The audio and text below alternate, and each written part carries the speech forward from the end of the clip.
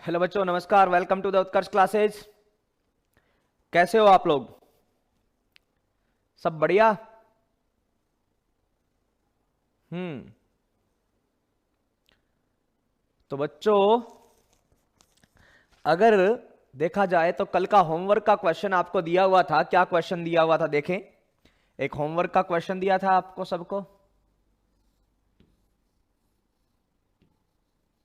यहां T1, इधर T2 है ना, ऐसे इधर T3 45 के एंगल पे। ओके, इधर T4, इधर T5 है ना, और इधर 2 kg का था, और ये आपका 1 kg का था। ये आपका 1 kg का था। इतनी सारी चीजें ही थी ना, बस यही तो था। T1, T2, T3, T4, T5 और एक 2 kg का और 1 kg का ब्लॉक जो है वो लटका हुआ था, है ना। तो चलिए भाई बताइए, आंसर किया। बिल्कुल T1, T2, T3 का आंसर दे रहे हैं बच्चे। चलिए चेक कर लेते हैं। T1 का तो बच्चे बच्चे को पता है। ये 2 जंक्शन मान लेते हैं, जंक्शन यानी जॉइंट। तो ये जॉइंट नंबर 1 J1 है और ये जॉइंट नंबर 2 J2 है। तो J1 की अगर मैं बात करूं तो आपको क्या पता है कि सर हमें इतना पता है T1 जो है वो बराबर होगा 20 न्यूटन का। ये तो आप बच्चों बच्चों को पता है। T1 किसके बराबर होगा? 20 न्यूटन का। किसका है भाई? 20 न्यूटन का। क्लियर है यहां तक? T1 किसके बराबर होगा? 20 न्यूटन का। यही है ना कहानी तो। ओके, अब T1 का पता चल गया, T2, T3 ये पूरी कहानियां कैलकुलेट करनी है, कर लेंगे, कोई बड़ी इश्यू वाली बात नहीं है भाई। बस धीरे धीरे अपने को देखना है। तो सबसे पहले गए जॉइंट 1 की तरफ। किसकी तरफ? जॉइंट जो है आपका J1, उसकी तरफ गए। तो J1 की फोटो बनाइए। J1 की फोटो नीचे T1 लग रहा है, ओके। इधर T2 लग रहा है, ओके। इधर T3 लग रहा है 45 डिग्री पर। कितने पर? 45 डिग्री पर। तो आपको कल बताया था कि कोई जो बीच में होता है उसके कंपोनेंट्स ले लेते हैं, ओके। तो T3 का एक कंपोनेंट इधर होगा T3 cos 45। तो वो तो 1/√2 होता है, तो मैंने डायरेक्ट सीधा ही लिख दिया बच्चों T3/√2। टेंशन नहीं लेनी है। T3 cos 45 क्या होगा? T3/√2। इधर ऊपर की ओर क्या लगेगा? T3/√2। तो भैया ये वाला ब्लॉक रेस्ट पर है, ये वाला ब्लॉक रेस्ट पर है, मतलब ये पूरा ब्लॉक रेस्ट पर है। तो कहने का मतलब लेफ्ट वाला राइट के बराबर कर लो और ऊपर वाला नीचे के बराबर कर लो, आपका आंसर आ जाएगा। तो ऊपर वाला नीचे के बराबर करें तो T3/√2 जो है वो बराबर किया T1 के। T1 है 20 न्यूटन, तो T3 हो जाएगा 20√2 न्यूटन। कितना बच्चों? 20√2 न्यूटन, क्योंकि T1 हम लोग ऑलरेडी निकाल चुके हैं। चलिए अब लेफ्ट वाला राइट वाले के बराबर करें तो T2 जो है वो बराबर आ गया आपका T3/√2 के। बिल्कुल आएगा सर। तो T3 कितना है? अभी अभी निकाला है 20√2, डिवाइडेड बाई √2 किया तो ये भी 20 न्यूटन आ गया। कितना आ गया? 20 न्यूटन। तो इतनी कहानी पूरी पक्का हो गई। T1 निकल गया, 2 निकल गया और 3 निकल गया। 1 निकल गया, 2 निकल गया और 3 निकल गया। अब बात करते हैं कि सर यहां पर 3 तो निकला हुआ है, 4, 5 और बताना है। तो मैं इनको आगे लेके चला गया। ज्वाइंट J2 को मैंने बनाया। ज्वाइंट J2 जो है बच्चों उसको मेरे को बनाना है। तो ये T3 है, ये 4 है, ये 5 है, और इधर एक mg लग रहा है। उस mg की वजह से इधर भी mg लगेगा। तो कितना लग गया? 10 न्यूटन। कितना लग गया भाई? इस mg की वजह से सर इधर एक 10 न्यूटन लग गया, क्योंकि mg 1 है तो 1g 10 न्यूटन। चलिए T3 की वैल्यू अपने पास है? बिल्कुल है सर। वहां से 45 था तो यहां से भी 45 बनाएगा। तो T3 की वैल्यू अपने पास ऑलरेडी है। लेकिन हम क्या करेंगे, उसके 2 कंपोनेंट ले लेंगे, एक इधर वाला और एक इधर वाला, जैसे पहले लिए थे। तो पहले लिए थे तो बात तो वही है ना सर। ये भी, ये क्या है? T3। ये क्या है? T3 cos 45, ये T3 sin 45। तो इसको आगे बनाया। ऊपर T4 लग रहा है, इधर T5 लग रहा है, इस तरफ लगेगा T3 बटा में √2। और बच्चों T3 बटा में √2 तो 20 न्यूटन आएगा ना। कितना आएगा? 20 न्यूटन। T3 डिवाइडेड बाई √2 तो 20 न्यूटन आएगा। कैसे सर? T3 जो है वो 20√2 है। कितना है? 20√2 है। तो उसके डिवाइड में √2 करोगे तो क्या आ जाएगा? 20√2। इधर नीचे mg वाला 10 न्यूटन तो है ही, इधर mg वाला 10 न्यूटन तो है ही, प्लस में इधर T3/√2 और आएगा, और वो T3/√2 क्या आ जाएगा आपका? 20 न्यूटन आ जाएगा। तो अब देख लीजिए, ऊपर लगने वाला फोर्स नीचे वाले के बराबर कर दीजिए और दाएं की ओर लगने वाला बाएं वाले के बराबर कर दीजिए। तो ऊपर क्या लग रहा है? T4, नीचे क्या लग रहा है? 10 और 20।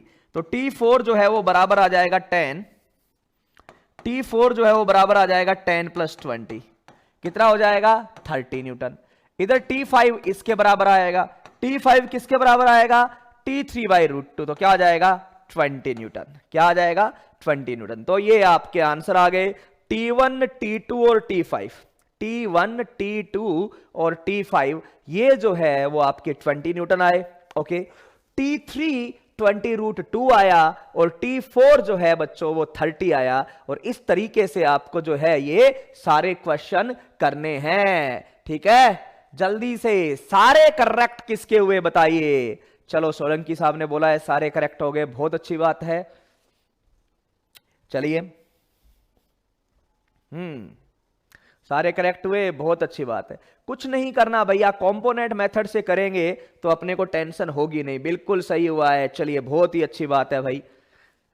तो इस तरीके से इक्विलिब्रियम की बात करते हैं, है ना? इस तरीके से इक्विलिब्रियम की बात करते हैं। अब इक्विलिब्रियम में नहीं हो तो कैसे करते हैं वो भी हमें देखना है। सारे करेक्ट है, सारे करेक्ट है। चलिए भाई, बहुत अच्छी बात है, सब लोग कमेंट कर रहे हैं सारे करेक्ट है। ठीक है, ये तो प्रशांत जी क्वेश्चन में दिया हुआ है 45 डिग्री। तो आप मतलब आपने क्वेश्चन ट्राई नहीं किया फिर घर पे? आपको यही पता नहीं है कि 45 डिग्री कहां से आया? अच्छा, T4 में mg नहीं जोड़ा था, कोई बात नहीं, है ना? तो कहीं पर टेंशन नहीं लेनी है भाई, सीधी सी कहानी है। 45 डिग्री तो क्वेश्चन दिया हुआ था भाई आपके। Component is method is best, बिल्कुल कॉम्पोनेंट मेथड जो है वही बेस्ट है, ये बात सही है। तो कल यहां तक तो कल किया ही था, T1, T2, T3 की वैल्यू तो कल निकाली ही थी ना, तो आज वापस क्यों निकालना? यहां तक का तो डेटा सेम ही था ना कल पहले वाले क्वेश्चन में, ठीक है ना? यहां तक का तो डेटा पूरा सेम ही है। ओके, तो यहां तक का तो सेम ही था, तो कल ही निकाला था T1 20, T2 भी 20 और T3 20√2। यहां तक तो कल कर लिया था ना, कोई दिक्कत नहीं है ना, ठीक है? यहां तक तो बात क्लियर ही थी। अगर यहां तक आपको नहीं करके लाए, इतना T1, T2, T3 का तो आपको करके ही लाना था। अगर नहीं करके लाए तो आप मतलब समझ लो कि आप काम कर ही नहीं रहे हो। क्यों? क्योंकि कल इस यहां तक के क्वेश्चन को तो मैंने 2 मेथड से बताया था। कितने से? 2 मेथड से आपको बताया था, अलग अलग से बताया था, हाँ ना बोलो, है ना? T1, T2, T3 की वैल्यू। हाँ, आगे अगर आप एक स्टेप बढ़ना चाहो तो बढ़ सकते हैं। यहां तक तो मैं वापस रिपीट नहीं करूंगा क्योंकि 2 मेथड से कल बता चुका हूं। और आज सर कल एंगल अलग था, तो एंगल ही तो अलग था, 45 की जगह कुछ और था, बाकी तो कोई टेंशन है नहीं, है ना? अच्छा, इसके बाद में अगर हम आगे बढ़े तो जॉइंट 2 की बात हम लोग कर लेते हैं कि जॉइंट 2 में एक mg लग रहा है, कितना? 10 न्यूटन। इधर T4 है, इधर T5 है और इधर T3 है। T3 की वैल्यू है अपने पास 20√2। इसके 2 घटक कर दो, इधर वाला और इधर वाला। तो T3 cos 45 हो बच्चों या sin 45 हो, वैल्यू क्या आएगी? T3 divided by √2। और T3 की वैल्यू है 20√2, उसको √2 से डिवाइड कर देंगे तो ये तो आपका क्या हो जाएगा बच्चों? 20 आ जाएगा। तो इस T3 का एक इधर घटक आएगा 20 और एक इधर घटक आएगा 20, तो ये मैंने पहले ही ले लिया है, ठीक है ना? तो T3 का एक घटक इधर 20 आया और एक घटक इधर 20 आया। अच्छा, इस पर देखो, T4 ऊपर लग रहा था, T5 इधर लग रहा था, T4 ऊपर लगा दिया, T5 इधर। नीचे एक mg था 10, बिल्कुल एक mg था 10 और एक यहां पर 20 न्यूटन यहां पर T3 का कंपोनेंट आ गया। तो नीचे की ओर टोटल कितना? 10 mg का 20 और लग रहा है, तो टोटल कितना आ गया? 30 न्यूटन आ गया। कितना आ गया? 30 न्यूटन आ गया, बिल्कुल। अच्छा, इधर सर इधर अकेला T5 है और इधर बैक साइड में कितना लग रहा है? 20। तो T5 जो है किसके बराबर आ गया? 20 न्यूटन के बाद में आ गया। बस सिंपल सा। तो चलिए, ये थे कुछ इक्विलिब्रियम के क्वेश्चन। यानी अगर आपको कोई बोले कि इक्विलिब्रियम में है, दैट मींस आपको क्या अप्लाई कर देना है कि सर इक्विलिब्रियम का मतलब कि लेफ्ट राइट और दाएं बाएं ये बराबर कर दो, ऊपर नीचे बराबर कर दो, काम बन जाएगा, कहीं टेंशन नहीं लेनी है। ओके, अब बात करते हैं कि अगर मोशन में हो पार्टिकल तो क्या करेंगे, ठीक है ना। मोशन में हो तो क्या करेंगे, तो चलिए अब बात करते हैं आगे मोशन, कि मोशन में हो पार्टिकल, या पूरा लिखूं अच्छे से तो त्वरित गति। क्या लिखूं? त्वरित गति। यानी त्वरण अगर अपने को देना है तो क्या करना है, तो कोई भी निकाय है बच्चों, कोई भी निकाय है अगर वो गति कर रहा है तो F बराबर हम क्या करेंगे, ma करेंगे। क्या करेंगे? F बराबर ma। साधारण सा क्वेश्चन करेंगे और लिखेंगे F बराबर ma, ठीक है ना, F बराबर ma लिखेंगे। चलिए F बराबर ma, और इसमें भी अलग अलग कर लो। x दिशा का बल लगाओ तो m इंटू x दिशा का एक्सलरेशन आ जाएगा, y दिशा का बल लगाओ तो m इंटू y दिशा का एक्सलरेशन आ जाएगा। अच्छा, z दिशा का होता नहीं है अपने जनरली, लेकिन कोई दे रखा हो तो m इंटू z दिशा का त्वरण आ जाएगा। ये वाली बात हमें करनी है। तो अब हमें त्वरित गति पढ़नी है। क्या पढ़नी है बच्चों? त्वरित गति पढ़नी है। और उस त्वरित गति में बच्चों, ठीक है ना, त्वरित गति की बात की जाए, गति नहीं बोल रहा मैं, सीधा गति का मतलब अगर कोई एक समान वेग से जा रहा है तो उस पर तो कुल बल शून्य होता है न्यूटन के प्रथम नियम के अकॉर्डिंग। तो न्यूटन के दूसरे नियम के अकॉर्डिंग अगर कोई त्वरित गति कर रहा है, त्वरण वाला गति कर रहा है, तो उसके लिए कौन जरूरी है भाई? बल जरूरी है। और एक ही फॉर्मूला है, F बराबर क्या लिखते हो बच्चों? ma। क्या लिखते हो? F बराबर ma। तो आपसे यही पूछा जाएगा कि सर F बराबर ma है तो अगर x दिशा का बल है तो x दिशा का त्वरण, y दिशा का बल है तो y दिशा का त्वरण, z दिशा का बल है तो z दिशा का त्वरण, ऐसे करना होता है। तो एकदम फर्जी सा क्वेश्चन मैं आपके सामने रख रहा हूं, आपको बताना है, सीधी सी कहानी है, कोई टेंशन वाली बात है नहीं। ये m बराबर 2 kg है और इस पर इस तरफ एक बल लग रहा है 4t² प्लस 2 न्यूटन। तो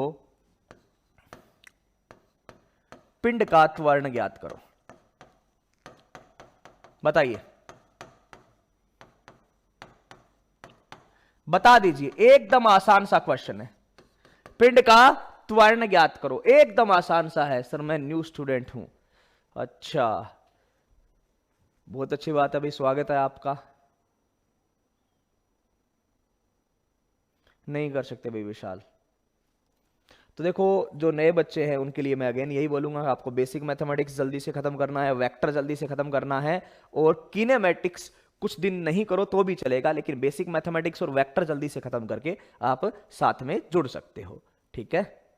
चलिए,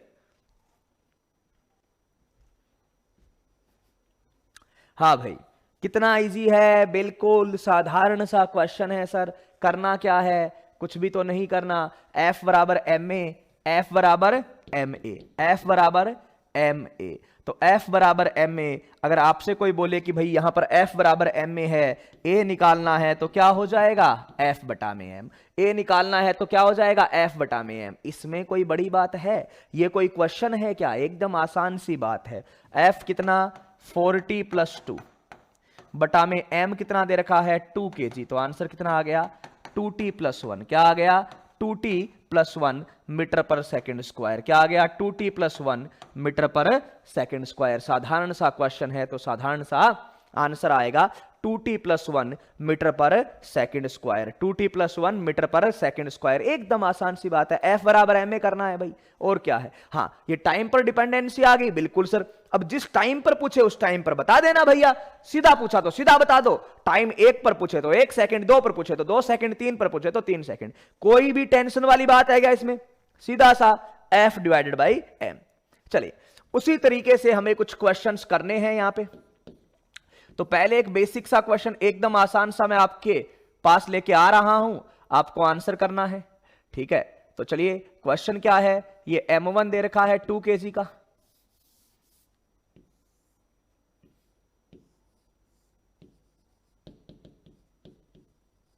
इसको ऐसे रस्सी से जोड़ा।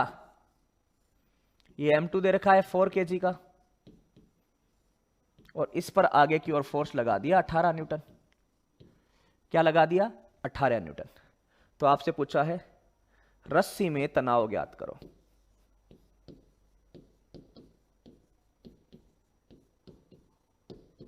ये रस्सी है जो तनाव ज्ञात करो। एकदम आसान सी कहानी है, सबको बतानी है, ठीक है ना। हाँ, डायरेक्शन की मतलब जरूरी नहीं थी, लगाओ तो आई कैप लगा देना, कोई दिक्कत नहीं है, ठीक है। डायरेक्शन की जरूरी नहीं है, लेकिन लगाओ तो कोई दिक्कत नहीं है। ओके, ऐसे क्वेश्चन आपसे जनरली पूछे जाते हैं। मैं स्टेप बाय स्टेप ऊपर जाने की कोशिश करूंगा।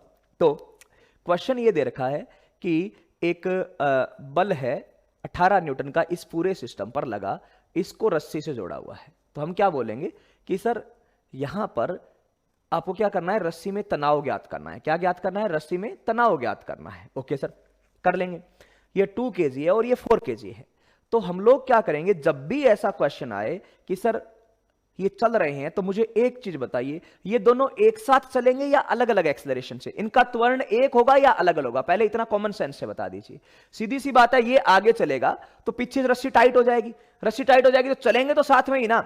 अलग अलग त्वरण से चल सकते हैं क्या? ये नहीं चल सकते। कारण कि भाई दोनों के बीच में रस्सी है, वो रस्सी नॉन एक्सटेंसिबल है, यानी वो बढ़ नहीं सकती। अगर चलना है तो दोनों के बीच की दूरी इतनी ही रखनी पड़ेगी, यानी ये 2 मीटर पर सेकंड से आगे जाए तो इसको भी 2 मीटर पर सेकंड से ही आगे जाना पड़ेगा। तो हर जगह पर वेलोसिटी और हर जगह पर क्या होगा, हर जगह पर वेलोसिटी और हर जगह पर एक्सेलरेशन बराबर होना चाहिए। ये एक कॉमन सेंस की बात है कि एक साथ चलेंगे, ये एक साथ चलेंगे, यानी एक ही इनकी वेलोसिटी होगी और एक ही इनका वेग होगा, ठीक है, एक ही उनका त्वरण होगा। तो हम क्या बोलेंगे सॉल्यूशन में? ये बोलेंगे कि सर अगर ये साथ में जा रहे हैं तो आगे साथ में ही बढ़ेंगे। ये M1, ये M2 और इस पर इधर लग रहा है 18 न्यूटन का बल, एक साथ आगे जाएंगे। तो इसको मैंने एक क्या मान लिया, एक पोटली बना ली।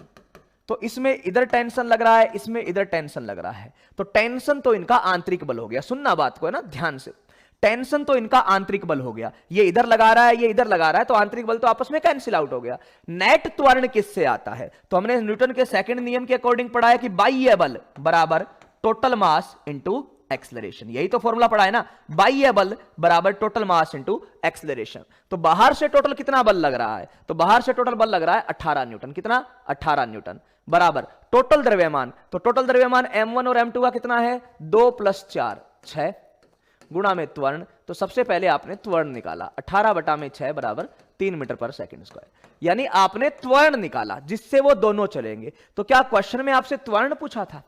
क्या क्वेश्चन में आपसे त्वरण पूछा है? नहीं सर, क्वेश्चन में तो तनाव पूछा है। तो तनाव पूछा है किसमें? इस रस्सी में। तो जिस रस्सी में तनाव पूछा है भैया, उस रस्सी से जुड़े हुए ब्लॉक को अकेला करो, अकेला करके उसका एफवीडी बनाओ। तो सर यहां पर तो 2 बल लग रहे हैं, मेरे लिए थोड़ा टफ पड़ जाएगा, मैं इसको अकेला करता हूं, M1 का एफवीडी बनाता हूं। तो ये M1 है। ये कौन सी दिशा में चलना है? सारे पॉइंट्स बता रहा हूं। ये M1 कौन सी दिशा में चल सकता है? सर ये X दिशा में चलेगा। क्या Y दिशा में चल सकता है क्या? नहीं, Y दिशा को कोई टेंशन नहीं है, जमीन चीर के नीचे नहीं जाएगा, उछलकर ऊपर नहीं जाएगा। यानी Y दिशा के बारे में बल लिखने की जरूरत है क्या? ये तो कॉमन सेंस हो गया ना कि Y दिशा में तो वो क्या है, साम्य में है, तो सिर्फ X दिशा के बल लिखो। तो इस M1 में X दिशा का क्या बल लग रहा है? सर इसको रस्सी खींच रही है, रस्सी खींच रही है यानी तनाव क्या लग रहा है? T। रस्सी खींच रही है यानी तनाव क्या लग रहा है? T। अब दोनों को साथ नहीं पढ़ रहा, उसको अकेला कर दिया। रस्सी खींच रही है यानी तनाव क्या लग रहा है? T लग रहा है, ठीक है।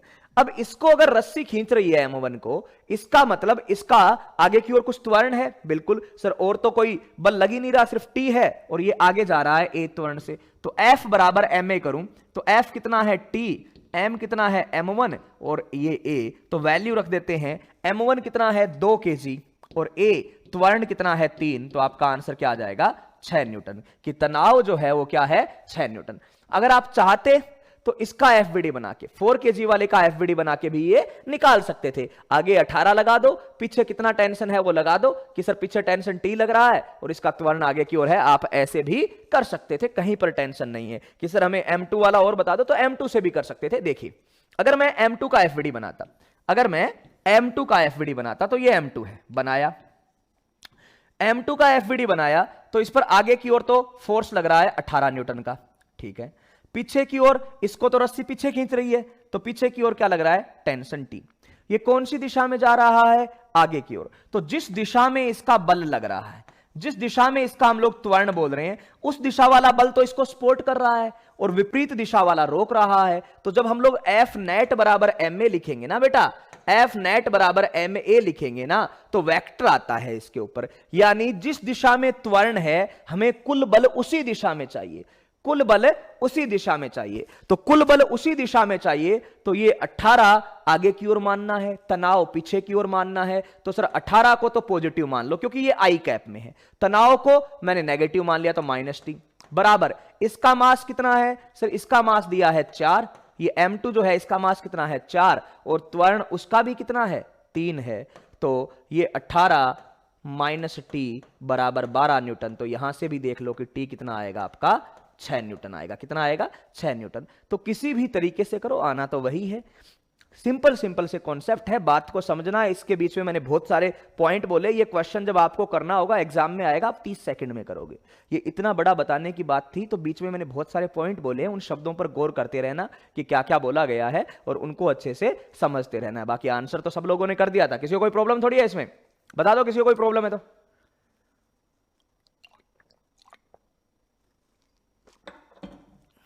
आंसर तो सबने कर ही दिया था, कोई टेंशन वाली बात इसमें नहीं आनी थी। सिंपल सा क्वेश्चन था तो सिंपल सा इसका आंसर आ जाएगा, कहीं पर दिक्कत नहीं है।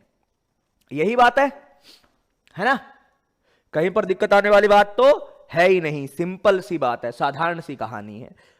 पहले जब भी ऐसे क्वेश्चन आए प्रोसेस क्या रहेगी फिर से सुन लो। पहले पूरे की पोटली बना के सिर्फ बाह्य बल को ध्यान दो और वो बाह्य बल की अनुदिश उसको चला दो। चला दिया सर, बाह्य बल की अनुदिश उसको चला दिया, ओके। तो फिर F बराबर ma कर दो और पूरे सिस्टम का त्वरण निकाल दो कि वो पूरा सिस्टम साथ में चलेगा, पूरा सिस्टम साथ में चलेगा। फिर एक एक बॉडी को बनाते रहो, पहले का FBD बनाओ, दूसरे का FBD बनाओ, तीसरे का FBD बनाओ, ऐसे करके करते रहो। चलिए एक और क्वेश्चन है,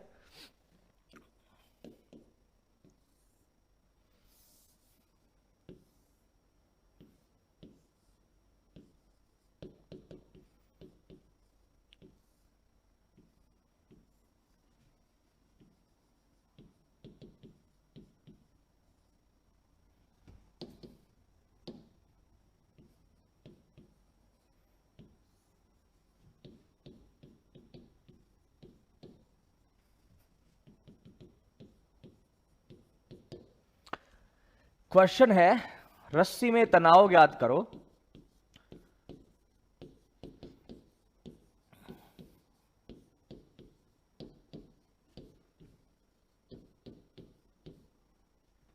वह M2 ब्लॉक पर जमीन द्वारा लगाया गया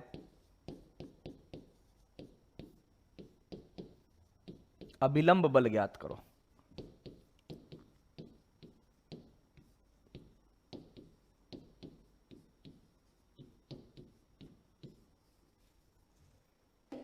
ठीक है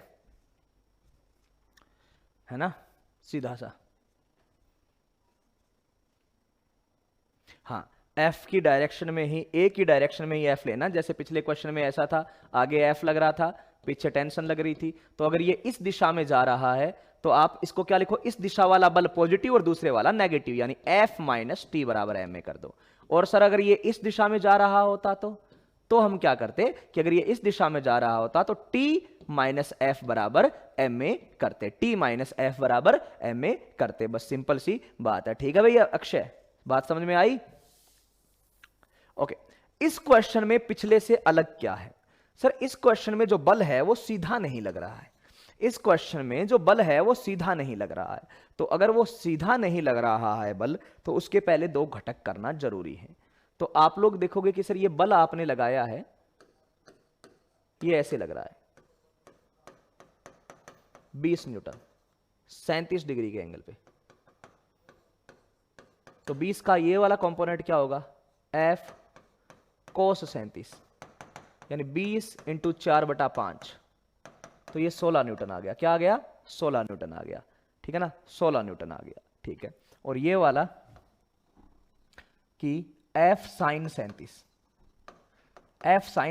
20 × 3/5, तो ये 12 न्यूटन आएगा। क्या आएगा? 12 न्यूटन आएगा। एक 16 न्यूटन आ गया और एक 12 न्यूटन आ गया। एक 16 न्यूटन आ गया और एक क्या आ गया? 12 न्यूटन आ गया। सिंपल सी कहानी है कि सर एक 16 न्यूटन आया और एक 12 न्यूटन आया।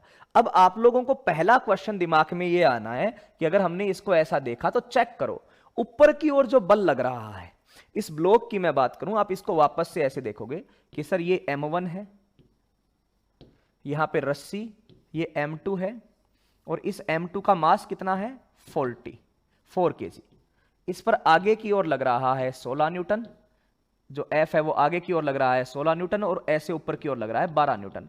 तो सबसे पहला अपना चेक करने का काम ये है बच्चों, सबसे पहला हम लोग जो चेक करेंगे वो बात ये है, क्या ये इस बल की ऊपर वजह से ऊपर उठ सकता है? ये जरूर चेक करना है आपको। क्या ये इस बल की वजह से ये 4 kg वाला ब्लॉक ऊपर उठ सकता है? तो आप सोचोगे इसका mg कितना लग रहा है। पूरा प्रक्रम सोच लो, पहले सुन लो बात को कि सर F 12 न्यूटन लग रहा है, mg नीचे यहां इसका mg जो है वो 40 न्यूटन लगता है। 4 इंटू जी 40 न्यूटन लगता है। तो 40 न्यूटन लगता है नीचे, तो इसको सर 40 न्यूटन लगता है, तो सर इसको 12 न्यूटन लगा के तो नहीं उठाया जा सकता। तो नहीं उठाया जा सकता ना, पहला क्वेश्चन ये कि नहीं उठाया जा सकता ना, तो आप बोलोगे हाँ। तो मैं सीधा सा लिख दूंगा कि y डायरेक्शन में तो सर एक्सेलरेशन 0 है, यानी वहां से तो आप क्या रहोगे? एक्सेलरेशन 0 है, यानी उसमें तो वो साम्य अवस्था में रहेगा। खुश हो जाओ बस। सबसे पहला ये कर लिया कि y डायरेक्शन में तो सर हम खुश रहेंगे क्योंकि उधर एक्सेलरेशन 0 है, y डायरेक्शन का टेंशन नहीं लेना है। चलिए कोई बात नहीं, y डायरेक्शन का तो टेंशन हो गया खत्म। अब बात करते हैं कि सर ऑल ओवर, अब y डायरेक्शन का टेंशन खत्म हो गया, तो इस ब्लॉक पर y डायरेक्शन में फोर्स कितने लग रहे हैं भैया? M2 का बनाया, तो M2 की बात की तो सर नीचे mg है, बिल्कुल है। y डायरेक्शन की, केवल y डायरेक्शन की बात कर रहा हूं मैं, x पे आया ही नहीं अब तक। mg है, कितना है mg? 40 न्यूटन है। अच्छा, और सर एक फोर्स ऊपर लग रहा है, कितना है? 12 न्यूटन है। और कोई फोर्स लगेगा क्या? बिल्कुल सर, ये जमीन पर बैठा है ना, ये किस पर बैठा है बच्चों? ग्राउंड पर बैठा है। ग्राउंड पर बैठा है तो वो इस पर नॉर्मल रिएक्शन भी लगाएगा। तो चलिए नॉर्मल रिएक्शन लगा दिया। अब y डायरेक्शन में सर साम्य अवस्था में है, साम्य अवस्था में है, दैट मीन्स कि अभिलंब प्रति ऊपर लगने वाला फोर्स नीचे लगने वाले के बराबर होगा, ऊपर लगने वाला फोर्स नीचे वाले के बराबर होगा। तो ऊपर टोटल कितना लग रहा है? n+12। n+12 किसके बराबर होगा? 40 के। तो n आपका आ गया सीधा सा 28 न्यूटन। कितना आ गया भाई? 28 न्यूटन। तो पहले पर जमीन जो फोर्स लगाएगी वो आएगा 28 न्यूटन। सब बच्चों ने आंसर सही दिया है, बस अपने को सोचना है कि भाई 28 न्यूटन कैसे आया। तो कभी भी ऐसे क्वेश्चन करने, मैं फिर से बता देता हूं, ऐसे बीच में फोर्स जो लगा हुआ है उसके दो घटक कर लो, ये वाला और ये वाला, फिर लगाओ कि भैया ये 16 न्यूटन है और ये 12 न्यूटन है। तो चेक करो क्या ये 12 न्यूटन इतना है कि इसको M2 को ऊपर उठा देगा? क्या ये 12 न्यूटन इतना है कि इस M2 को ऊपर उठा देगा? तो आप क्या बोलोगे? ना ना सर इतना कहां है, इसको उठाने के लिए तो कम से कम 40 न्यूटन चाहिए। कितना चाहिए? कम से कम 40 न्यूटन चाहिए। तो चलो 40 न्यूटन नहीं है, यानी अपना मामला यहां तक तो क्लियर है, 40 न्यूटन तो नहीं है। ओके, अब बात यह की गई कि यार 40 न्यूटन नहीं है, तो ठीक है, दैट्स ओके। अब 40 न्यूटन नहीं है तो हम लोग खुश रहेंगे, अपना काम यहां पे हो गया। अब अगर ये बोला जाए कि भाई y डायरेक्शन में, तो y डायरेक्शन में ऊपर नहीं उठेगा, इसलिए हमने ये बोल दिया कि y डायरेक्शन में नेट फोर्स 0 है। नेट फोर्स 0 है तो केवल M2 का y डायरेक्शन में मैंने बोला। सर वो M1 का क्यों नहीं बनाया? यार M1 का उसने पूछा ही नहीं, ठीक है ना, केवल किसका पूछा है? M2 ब्लॉक पर जमीन द्वारा लगाया गया बल। तो M2 mg नॉर्मल रिएक्शन और फोर्स ये दोनों ऊपर लगे, ऊपर लगने वाला फोर्स नीचे वाले के बराबर किया, ये 28 आ गया। तो चलो y डायरेक्शन को तो सेट कर दिया। अब बात करते हैं केवल x डायरेक्शन में। अब बात करते हैं केवल x डायरेक्शन में, आ जाइए। तो x डायरेक्शन में क्या है? ये M1 है, ये रस्सी है, ये M2 है और इधर फोर्स लग रहा है 16 न्यूटन का। कितना? 16 का। ये कितना है? इनका मासेज कितना है भैया? द्रव्यमान कितना दे रखा है? 2 और 4। क्या दे रखा है? 2 और 4। इसका 2 और इसका 4। x डायरेक्शन का तो यही है, बिल्कुल। तो x डायरेक्शन में चलेगा कि नहीं चलेगा? x डायरेक्शन में तो चलेगा ना यार, तो x डायरेक्शन में ये चलेगा, ठीक है। तो x डायरेक्शन में चलेगा, मैंने बोल दिया एक साथ चलेगा त्वरण से। तो net force divided by total mass m1 plus m2। तो सर नेट फोर्स लग रहा है 16, टोटल द्रव्यमान है 4 और 2 6, कट कर दिया, 8/3 मीटर पर सेकंड स्क्वायर आ गया। 8/3 मीटर पर सेकंड स्क्वायर से ये चलेगा। 8/3 मीटर पर सेकंड स्क्वायर से इसकी हिम्मत हो गई चलने की, ठीक है सर, कोई बात नहीं। 8/3 मीटर प्रति सेकंड स्क्वायर से ये चलना चाह रहा है बच्चों। तो अब हम क्या बोलेंगे कि भाई यहां पर टेंशन कितना है, तो इसका अकेले का FVD बना देंगे। तो ये T, इसका अकेले का एफवीडी बना देंगे तो m1 का एफवीडी बनाया, m1 का एफवीडी बनाया, आगे लग रहा है t, इधर एक्सेलरेशन है a, तो a की फोर्स t बराबर क्या कर देंगे ma, तो t बराबर m कितना है 2 और एक्सेलरेशन कितना है 8/3, तो सीधा लिख देंगे 16/3 न्यूटन। टेंशन कितना आ जाएगा 16/3 न्यूटन, 16/3 न्यूटन। ठीक है, तो ये अपनी कहानी यहां पर क्लियर हो जाती है। आंसर आप सब बच्चों ने दिया है, बहुत फास्टली दे दिया, मैं स्लो चल रहा हूं, थोड़ी थोड़ी बातें जो पहली बार बच्चे पढ़ रहे हैं उनको चीजें समझाने के लिए एकदम स्लो स्लो चल रहे हैं, तो ज्यादा टेंशन नहीं लेनी। तो ये हो गया बिल्कुल ठीक है ना। तो भाई y डायरेक्शन में केवल m2 के लिए बात करें, क्योंकि m1 तक तो वो फोर्स जाएगा ही नहीं y डायरेक्शन में। m1 पर तो फोर्स कब जाता, जब रस्सी भी ऐसी टेढ़ी हो जाती, रस्सी भी ऐसे टेढ़ी हो जाती, ठीक है ना। यही प्रॉब्लम है ना अंशुल, यही प्रॉब्लम है, और कोई प्रॉब्लम नहीं है। हम चीजों को जज इस तरीके से करते हैं ना, ये क्वेश्चन बड़ा नहीं है दादा, इसको 2 लाइन में सोल्व किया जा सकता है, और बच्चों ने आंसर किया है सर 2 लाइन में सोल्व कैसे करेंगे, आपने तो इतना बड़ा कर दिया। तो यार वहां पे एग्जाम में ऐसे बार बार एफवीडी बना बना के लिखोगे क्या, ये तो समझाने के लिए ऐसे बोलना पड़ता है ना, ये कोई बड़ा क्वेश्चन है, ऐसे तो बिल्कुल आ सकते हैं नीट में, एकदम फर्जी सा क्वेश्चन है। सीधा देखेंगे कि 20 का इधर वाला 16 इधर वाला 12, ठीक है, तो ये तो ऊपर उठा नहीं सकता, ये चलाएगा, तो सीधा यहां पर आ जाएंगे 16 पे, खत्म क्वेश्चन। एक्सेलरेशन निकालेंगे तो एक्सेलरेशन के लिए ये लिखना है नहीं, सीधा 16 डिवाइड बाई टोटल मास 8/3, इसका एफवीडी बनाया, 2 लाइन में आंसर आ गया। एक क्वेश्चन ये है और एक क्वेश्चन दूसरा ये है। मैं यही वेट कर रहा था कि कौन सा समझदार आदमी आके कहेगा सर इतने बड़े नीट में थोड़ी आते हैं। तो ये आपको समझाने के लिए लाइनें लिख लिख के समझाना पड़ता है। अब आप कितने जल्दी करोगे ये आपकी प्रैक्टिस बनेगी वहां पे, है ना। अब ये नहीं है कि सर इसका कोई शॉर्ट ट्रिक खुद बना लो। शॉर्ट ट्रिक क्या है इसमें भाई, ट्रिक कुछ नहीं है, ये जितना जल्दी आप करोगे प्रैक्टिस बनेगी, वैसे होता जाएगा, और कुछ नहीं है ना। ओके, तो सिंपल सी बात है, इस तरीके से क्वेश्चन होगा, आप लोगों को प्रैक्टिस करनी है, बहुत बेसिक से क्वेश्चन है ना। 2-2 लाइन के, ये लाइन इसमें क्या लिखेंगे, पहली ये लाइन दूसरी ये लाइन, है ना। तो जितने जल्दी प्रैक्टिस करोगे वैसे होता जाएगा। चलिए एक और क्वेश्चन जल्दी सा, सब लोगों को आंसर करना है ना। ये m1 है,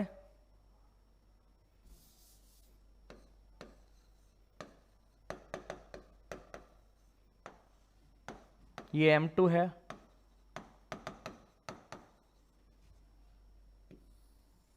ये इधर वेलोसिटी है, रस्सी में तनाव ज्ञात करो।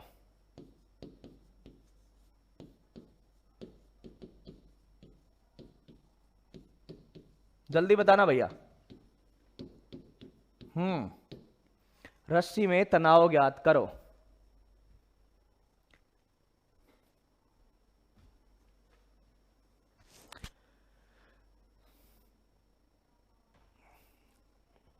ये प्रैक्टिस करनी पड़ेगी भैया, जिसको मतलब ये करना है कि मुझे ये करने हैं, तो उसके लिए आप जितने जल्दी हो सके इनको प्रैक्टिस करना शुरू करो। प्रैक्टिस करोगे तो आपको एक ही डायग्राम से सारी चीजें हो जाएगी, कुछ एक्स्ट्रा करने की जरूरत नहीं है।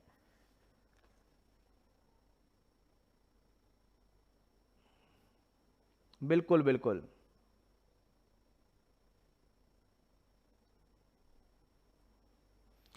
हाँ बिल्कुल यार, लेकिन ये आदर्श वाले सिस्टम ही है। हाँ बताओ क्या रहेगा रस्सी में तनाव, इस क्वेश्चन में क्या रहेगा रस्सी में तनाव, जल्दी से बताओ। रस्सी में तनाव बताओ भाई।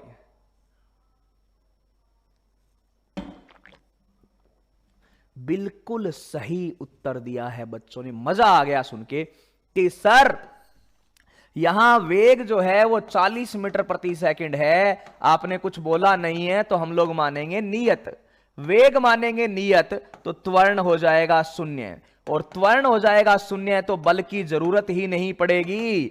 F बराबर ma से बल की जरूरत ही नहीं पड़ी तो बल हो जाएगा 0, और बल हो जाएगा 0 तो टेंशन भी कितनी होगी, 0 होगी। टेंशन भी कितनी होगी, 0।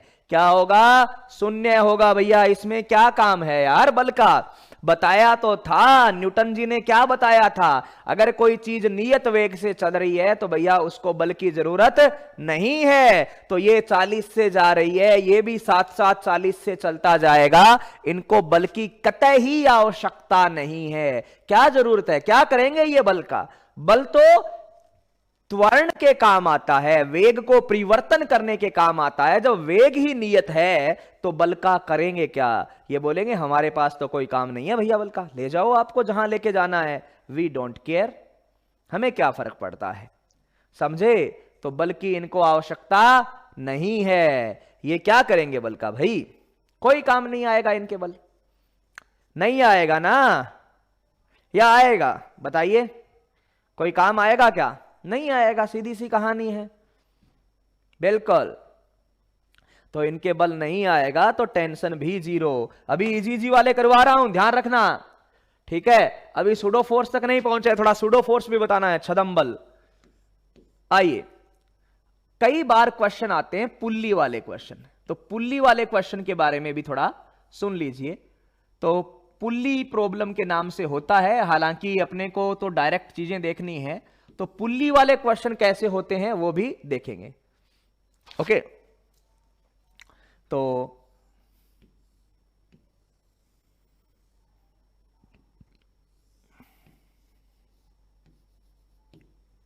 ये M1 है, ये M2 है, ये पुल्ली आइडियल, कुछ नहीं बोला गया तो आइडियल पुल्ली मानेंगे बच्चों। आइडियल पुल्ली मानेंगे तो क्या करेंगे, है ना? आइडियल पुल्ली मानेंगे तो इधर टेंशन T है, इधर टेंशन T है, इधर भी साहब जी टेंशन T है, इधर भी टेंशन T है। तो आप ऐसे क्वेश्चन देख के क्या करोगे, सिंपल सा मैं आपको कुछ चीजें बताऊंगा, एक प्रॉब्लम तो मैं बता दूंगा करने का तरीका क्या है, लेकिन हम उसको करेंगे नहीं, थोड़ा कॉमन सेंस यूज करेंगे तो उसको काम में ला सकते हैं, कोई टेंशन वाली बात नहीं है। तो देखिए, हम पहले तो सबसे पहले ये देखेंगे कि इधर एक मास लटका हुआ है, इधर एक मास लटका हुआ है, तो कौन सा जो मास है उसके पास एक्सलरेशन है, कौन सा जो मास है वो भारी है, जो भारी है उसकी तरफ चला जाएगा। तो सर मान लो M2 ज्यादा है, मान लिया, क्वेश्चन में देख लेंगे, कोई दिक्कत नहीं है, ठीक है ना? M2 ज्यादा है, M2 ज्यादा है तो ये इधर जाएगा, ठीक है ना? तो ये अगर A एक्सेलरेशन से इधर जाएगा तो इनके बीच में तो रस्सी जुड़ी हुई है, तो आपको बताया था अगर दो रस्सी से जुड़े हुए ब्लॉक होते हैं तो वो एक्सेलरेशन क्या रखते हैं, सेम रखते हैं। तो ये इधर जाएगा A एक्सेलरेशन से और ये इधर जाएगा A एक्सेलरेशन से, ये नीचे जाएगा तो ये ऊपर जाएगा, हाँ ना बोलो, इतना तो होगा ना भाई, ये नीचे जाएगा तो ये क्या जाएगा, ऊपर जाएगा। ये बात तो क्लियर है, ओके। अब बात की जाए कि सर इस पर क्या तनाव लग रहा है, तो इस पर तनाव लग रहा है, सर इस पे क्या क्या बल लग रहे हैं, तो इस पर नीचे M2G और इस पर नीचे M1G। मैंने सारे फोर्सेस बता दिए और ये मान लिया कि अगर ये A एक्सेलरेशन से नीचे जाएगा तो ये A एक्सेलरेशन से ऊपर जाएगा। ठीक है भाई, इतनी बात तो क्लियर है, एक A एक्सेलरेशन से नीचे जाएगा तो दूसरा A एक्सेलरेशन से ऊपर जाएगा। ओके, अब हमें इस टाइप के क्वेश्चन में दो काम करने होते हैं, ठीक है ना? इस प्रकार के क्वेश्चन में हमें दो काम करने होते हैं, एक तनाव निकालना होता है और एक त्वरण निकालना होता है, और कुछ नहीं, एक तनाव और एक त्वरण। तो चलिए प्रत्येक का एफबीडी बना देते हैं। तो सबसे पहले M1 का एफबीडी बनाया, तो M1 का एफबीडी बनाया तो ऊपर टेंशन, नीचे M1G। ओके, M2 का बनाया तो ऊपर टेंशन, नीचे M2G। अच्छा, ये कैसे आ रहा है सर? ये नीचे आ रहा है A त्वरण से, और ये क्या कर रहा है, A त्वरण से ऊपर जा रहा है। तो आपको ये चीजें तो सिखाई थी भाई, ये चीजें तो आपको सिखाई थी ना, सीधी सी कहानी सिखाई थी। क्या बताया था कि भाई जिस तरफ जा रहा है उस तरफ का बल पॉजिटिव, दूसरे का नेगेटिव, और F बराबर ma करना है। सुनते रहो पूरी बात को, F बराबर क्या करना है, ma।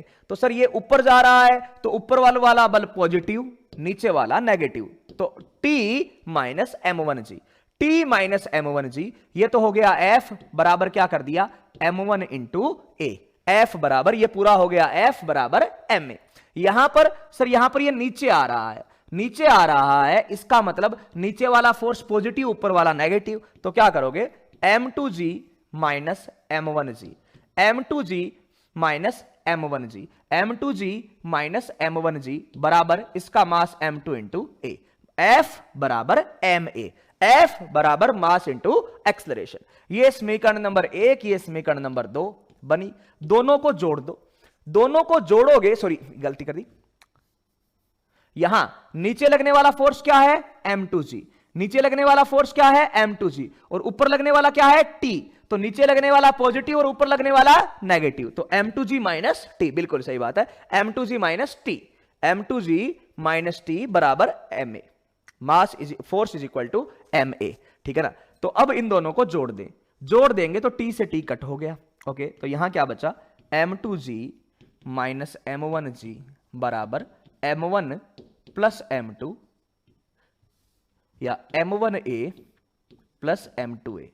यहां से क्लियरली आप लोग सीधा देख सकते हो बच्चों, सीधा देख सकते हो कि सर यहां से g कॉमन आ जाएगा, यहां से a कॉमन आ जाएगा, तो अपने पास सीधा सा आंसर क्या आ जाएगा कि यहां से g कॉमन आ गया तो ये m2 माइनस m1 g बराबर यहां m1 प्लस m2a, ओके। तो यहां से त्वरण का जो उत्तर आया आपका, त्वरण का जो उत्तर आया वो क्या आएगा, m2 minus m1g divided by m1 plus m2, ये त्वरण आएगा सोल्व करने पर। लेकिन बेटा हम लोग वहां पर एग्जाम में इक्वेशन नहीं खेलेंगे, एक थोड़ा सा कॉमन सेंस लगाएंगे और उससे क्वेश्चन करेंगे क्या, ठीक है। तो क्वेश्चन क्या होगा, हम लोग इस चित्र को देखेंगे, देख लिया, फिर देखेंगे कि यार ये नीचे जा क्यों रहा है, तो बोलेंगे m2g खींच रहा है, इधर जा रहा है मतलब m2g खींच रहा है, ओके। इधर खींचने वाला फोर्स m2g है, अच्छा, तो इधर जाने से, ऐसे इधर जाने से, इस तरफ जाने से रोक कौन रहा है, सर इधर जाने से रोक रहा है m1g, कौन रोक रहा है, m1g, और कोई फोर्स रोक रहा है क्या, नहीं। तो खींचने वाला फोर्स माइनस रोकने वाला फोर्स बराबर टोटल मास कर दो ना, सीधा सा आंसर आ जाएगा। जब आपको त्वरण ही निकालना है तो कौन चलाना चाह रहा है, कौन रोकना चाह रहा है, तो जो चलाना चाह रहा है उसको पॉजिटिव, रोकना चाह रहा है उसको नेगेटिव, बटा में टोटल मास कर दो। तो खींचने वाला फोर्स m2g माइनस रोकने वाला फोर्स m1g बराबर डिवाइडेड बाय क्या करोगे, m1 प्लस m2, सीधा क्या कर दोगे, m1 प्लस m2। तो सीधी सी कहानी लिखेंगे, खींचने वाला फोर्स m2g माइनस रोकने वाला force m1g divided by m1 plus m2, ऐसे डायरेक्ट करेंगे तो हमारे लिए बातें थोड़ी आसान हो जाएगी, ठीक है सर। तो आज के बाद में ये नहीं है, मैं ये नहीं बोल रहा कि आप इसको रटो, समझो कि इधर खींचने वाला कौन है और रोकने वाला कौन है, चलाना कौन चाह रहा है, रोकना कौन चाह रहा है। तो सर m2g चला रहा है, m1g रोक रहा है, m2g चला रहा है, m1g रोक रहा है, ओके। तो m2g चला रहा है, m1g रोक रहा है, तो ये पॉजिटिव ये negative divide by total mass कर देंगे, कोई टेंशन नहीं है। अच्छा, इसकी वैल्यू किसी भी समीकरण में रखोगे, एक या दो में, इसकी a की वैल्यू किसी भी समीकरण एक या दो में रखोगे, यहां m1g है, यहां m1 है, a की वैल्यू रख दोगे तो आपके पास तनाव आएगा, सोल्व कर लेना सब लोग, तनाव आएगा इस टाइप के क्वेश्चन में 2m1 m2 divided by m1 plus m2, 2m1 m2 divided by m1 plus m2 into g। लेकिन मैं चाहूंगा बच्चों कि ये वाली आपको याद रहे तो ठीक है, ये वाला आपको याद रहे तो ठीक है, नहीं याद रहे तो कोई दिक्कत नहीं है। जब आपको त्वरण मिल गया, त्वरण तो एकदम आसानी से मिल गया सर, त्वरण मिल गया तो किसी एक का एफबीडी बना लेना और जल्दी से आंसर आ जाएगा। त्वरण मिल गया तो किसी एक का एफबीडी बना लेना ना, t माइनस m1g बराबर a, जल्दी से आंसर आ जाएगा, आपको सोचना ही नहीं पड़ेगा। अच्छा, इधर टेंशन t है, इधर टेंशन t है, तो ये तो पुल्ली है, तो पुल्ली का मास है नहीं, आदर्श पुल्ली है, तो ऊपर टेंशन क्या लगेगा, 2t। तो कई बार यह भी पूछा जाता है कि पुल्ली के जो ऊपर रस्सी है, पुल्ली के जो ऊपर रस्सी है उसमें तनाव क्या होगा, तो सर उसमें होगा 2t। ये मेजर आपसे क्वेश्चन पूछे जाते हैं। पहला क्वेश्चन है त्वरण क्या होगा, दूसरा क्वेश्चन है कि दोनों टाइप की रस्सियों का तनाव क्या होगा, और तीसरा क्वेश्चन ये आ जाएगा बच्चों कि सर जो ऊपर वाली रस्सी है उसमें तनाव यानी टेंशन क्या होगा, और कुछ भी नहीं है। तो सिंपल तरीके से करेंगे, खींचने वाला फोर्स माइनस रोकने वाला फोर्स बराबर त्वरण, कर लोगे, अरे कोई टेंशन नहीं आनी ना, रटना कुछ नहीं है, खींचने वाला फोर्स माइनस रोकने वाला force divided by total mass करोगे तो त्वरण आ जाएगा। खींच कौन रहा है, रोक कौन रहा है, डिवाइड बाय टोटल मास किया तो त्वरण आ गया। अच्छा, त्वरण आ गया तो किसी एक का एफबीडी बना लिया, ये m1 है, इस पर ऊपर क्या लग रहा है t, नीचे क्या लग रहा है m1g, जा कौन सी तरफ रहा है, ठीक है ना, जा कौन सी तरफ रहा है भैया, तो सर ये इस तरफ जा रहा है, तो जिस तरफ जा रहा है उस तरफ को पॉजिटिव और दूसरे वाले को नेगेटिव।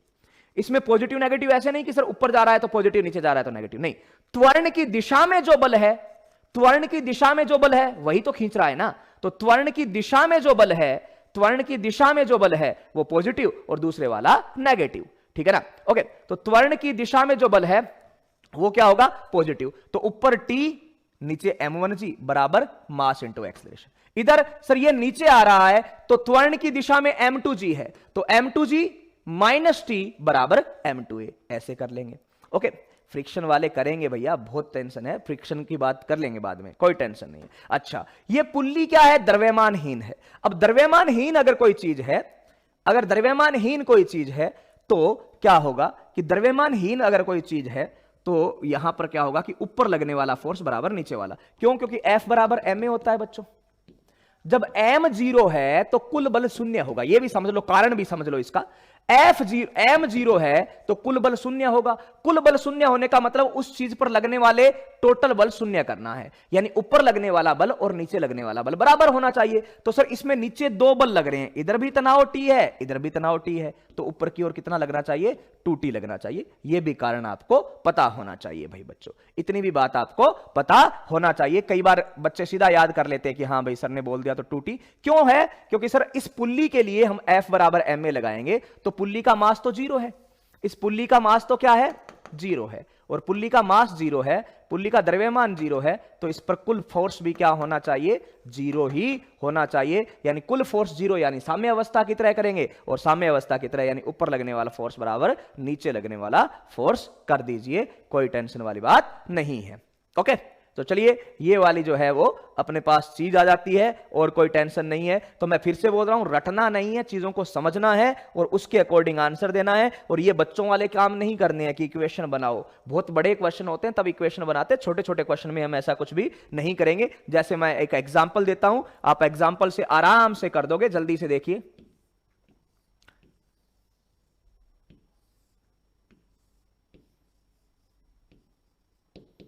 ये m1 4 kg है, या m2 लिख दूं इसको, यहां m1 2 kg है, ये रस्सी 1 है और ये रस्सी 2 है। आपको पूछा जाएगा ब्लॉक का त्वरण व दोनों रस्सियों में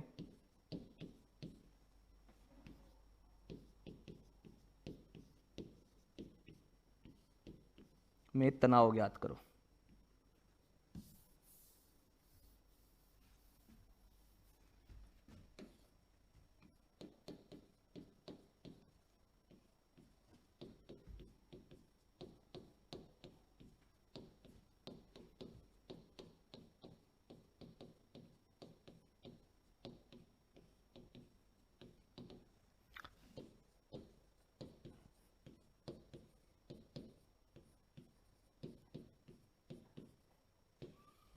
ब्लॉक का त्वरण व दोनों रस्सियों में तनाव ज्ञात करो।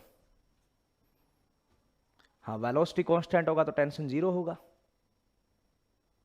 क्यों भाई, पास पास क्यों आ जाएंगे? जब समान वेलोसिटी है तो वेलोसिटी ऑफ अप्रोच 0 है ना, तो जितनी दूरी स्टार्टिंग में उतनी दूरी रहेगी ना भाई, पास पास क्यों आएंगे? अगर ये ब्लॉक ए है, ये इधर 10 से जा रहा है, दूसरा ब्लॉक भी 10 से जा रहा है, तो दोनों की वेलोसिटी ऑफ अप्रोच तो 0 हो गई ना, यानी रिलेटिव वेलोसिटी तो 0 है, तो जितनी डिस्टेंस है उतनी डिस्टेंस बनी रहेगी ना। क्यों आ जाएंगे पास पास? ऐसा कुछ नहीं है, पास पास नहीं आएंगे। रिलेटिव पढ़ा है ना अभी अभी बेटा।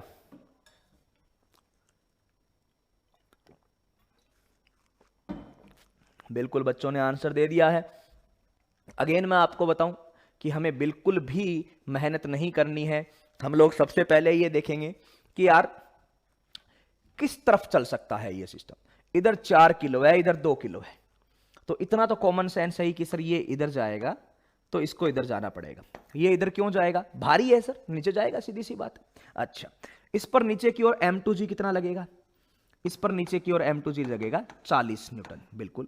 इस पर नीचे की ओर m1g कितना लगेगा? 20 न्यूटन। तो सीधा सा फॉर्मूला, सीधी सी बातें करेंगे कि सर त्वरण निकालना है।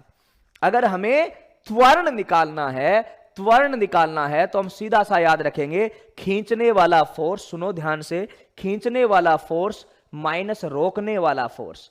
खींचने वाला फोर्स माइनस रोकने वाला force divide by total mass. तो खींचने वाला फोर्स है 40, इधर रोकने वाला, इस गति का अपोज करने वाला है 20, डिवाइड बाई टोटल मास 2 और 4 6।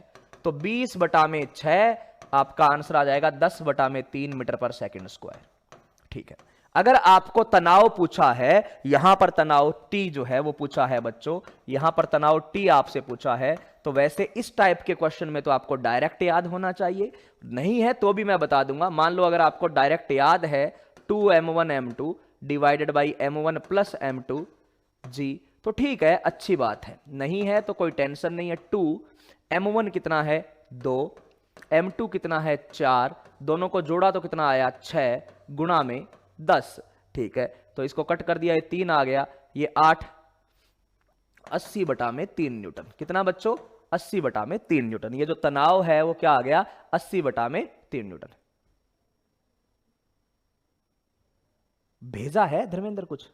अगर m1 भारी हो तो क्या करेंगे फिर? यार नहीं होगा क्वेश्चन, फिर तो गलत हो जाएगा। दे ही नहीं सकते m1 भारी, कैसे दे देंगे? नीट में बोनस होगा वो क्वेश्चन। m1 भारी हो जाएगा तो बहुत बड़ा उल्ट पुल्ट हो जाएगा यार। m1 भारी होगा तो क्वेश्चन होगा ही नहीं, फिर वो गलत हो जाएगा, है ना। तो इसलिए मान के चलो हमेशा कि m2 ही भारी आएगा, बस। m1 भारी कैसे हो जाएगा? कर सकते हैं क्या? तुम खुद सोचो, m1 भारी हो तो हमको क्वेश्चन का आंसर दे सकते हैं क्या? सोचो यार, दे ही नहीं सकते, है ना। तो m1 भारी हो ही नहीं सकता कभी, गधे। m1 भारी हो तो क्या करोगे? तो जैसे m2 के लिए क्या है वैसे m1 के लिए कर दो, उल्टा चल जाएगा, ये इधर आ जाएगा, ये इधर चला जाएगा, बस। मतलब डाउट आते हैं वो ठीक है, ये हिम्मत कैसे आ जाती है? पोस्ट करते हैं, चलो बताओ सर m1 भारी हो तो क्या करेंगे? नाम है इनका m1 m2, बदल जाएगा तो क्या हो जाएगा भाई? मतलब मैं अपनी लाइफ के सबसे स्लोवेस्ट स्टेज पे पढ़ा रहा हूं। जो बच्चे जिनको थोड़ा बहुत पहले से आता है ना, वो रियल में, मुझे पता है, मैं उनकी फील जानता हूं कि वो रियल में बोर हो जाते होंगे कि यार सर क्या पढ़ा रहे हो। मैं उन लोगों के लिए पढ़ा रहा हूं जो पहली बार पढ़ रहे हैं, मतलब एकदम जीरो से, लेकिन उसमें भी बीच में घोचे करने। m1 भारी होगा तो क्या करेंगे? लगा लो यार, कल भी बताया था, लगा लो, वापस साफ नहीं दे के आना। कितनी बार छोड़ा है? छोड़ दो उसको फोन को छोड़ो, ईयरफोन लगा के बैठा करो, या वो हेडफोन आते हैं ना वो लगा के बैठा, है ना, मतलब ब्लूटूथ वाले, 2 मीटर दूर छोड़ो उसको, हाथ पहुंचने ही नहीं चाहिए। कॉपी पे पेन से हाथ नहीं छूट, हाथ से पेन नहीं छूटना चाहिए, तब आएगा आंसर। जब तक हाथ में रहेगा ना पेन, तब आप करोगे क्वेश्चन। हाथ में तो फोन रखते हो, कीपैड रख रखा है, टक टक टक टक टिका दो।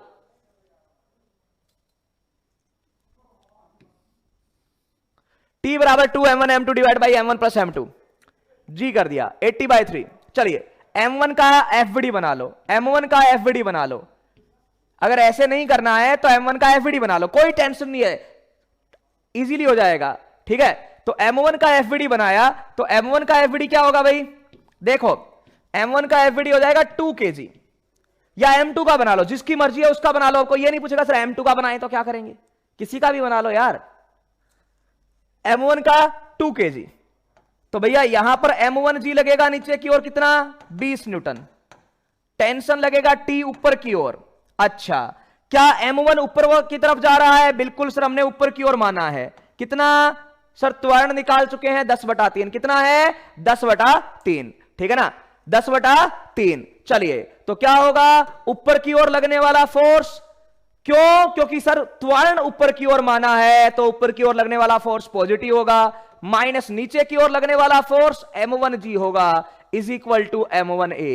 तो T बराबर m1g प्लस m1a कर देंगे, ये आंसर आ जाएगा। तो जरूरी नहीं है कि इसको आप रटो, मैं फिर से बोल रहा हूं, मैं चाहता ही नहीं कि लंबी चीजें याद रखो, एक आसानी से काम कर देना, m1 का FVD बना के कर देना। तो T बराबर m1 कितना है 2, G कितना 10, m1 कितना है 2 और A कितना है बच्चों? तो सर A है अपने पास, A है 10/3। इसको सोल्व करोगे तो ये 20 और 20/3 ये इधर चला जाएगा, तो 80/3 न्यूटन आ जाएगा, सीधा 80/3 न्यूटन आ जाएगा। तो जैसे मर्जी कर लेना, अगर याद रखा हो तो कर लेना, नहीं दिया हुआ हो तो ऐसे FVD बना के कर लेना, लेकिन करना जरूर है। क्लियर है?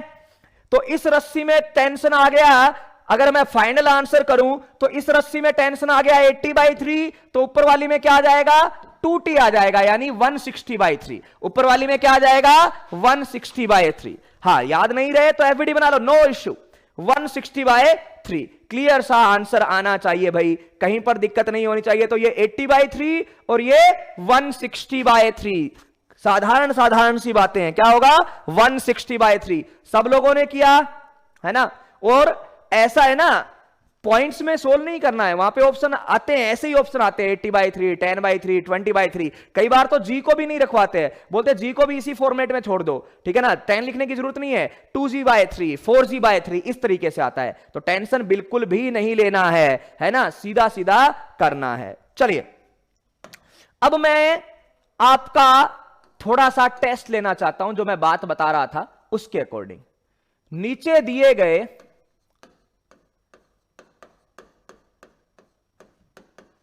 ब्लॉक का त्वरण ज्ञात करो। सोचना, मैं फिर से बोल रहा हूं, कोई चीज रटनी नहीं है, सोचना कि क्या ये तीनों केसेस अलग अलग है या सेम है, ठीक है ना, ध्यान से सुनना। ओके, तो देखते हैं। पहला क्वेश्चन मैंने ऐसे दे दिया,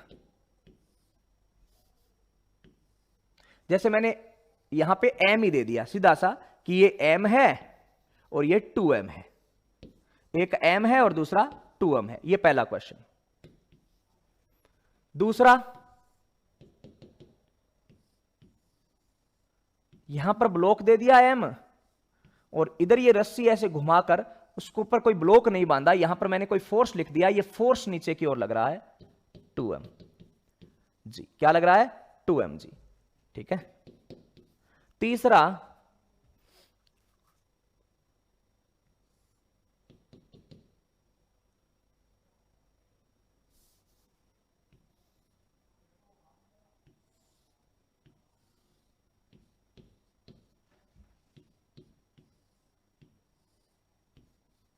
ये m स्मूथ है, सब कुछ है ना, फ्रिक्शन वगैरह कुछ नहीं है, 2m। ये तीन ऐसे केसेस दे रखे हैं, आपको इन तीनों को डिफरेंस समझना है, ठीक है ना, इन तीनों में डिफरेंस समझना है और आंसर कर देना है। हाँ, हमेशा ही टूटी होगा, ऊपर वाली में पुल्ली के ऊपर जो होगी उसको टूटी कर ले, नीचे टी लग रहा है तो जितना बल नीचे लग रहा है उतना ही ऊपर कर दो बस। अब इन तीनों का आंसर करो। क्या है ये? 2 × 10 प्लस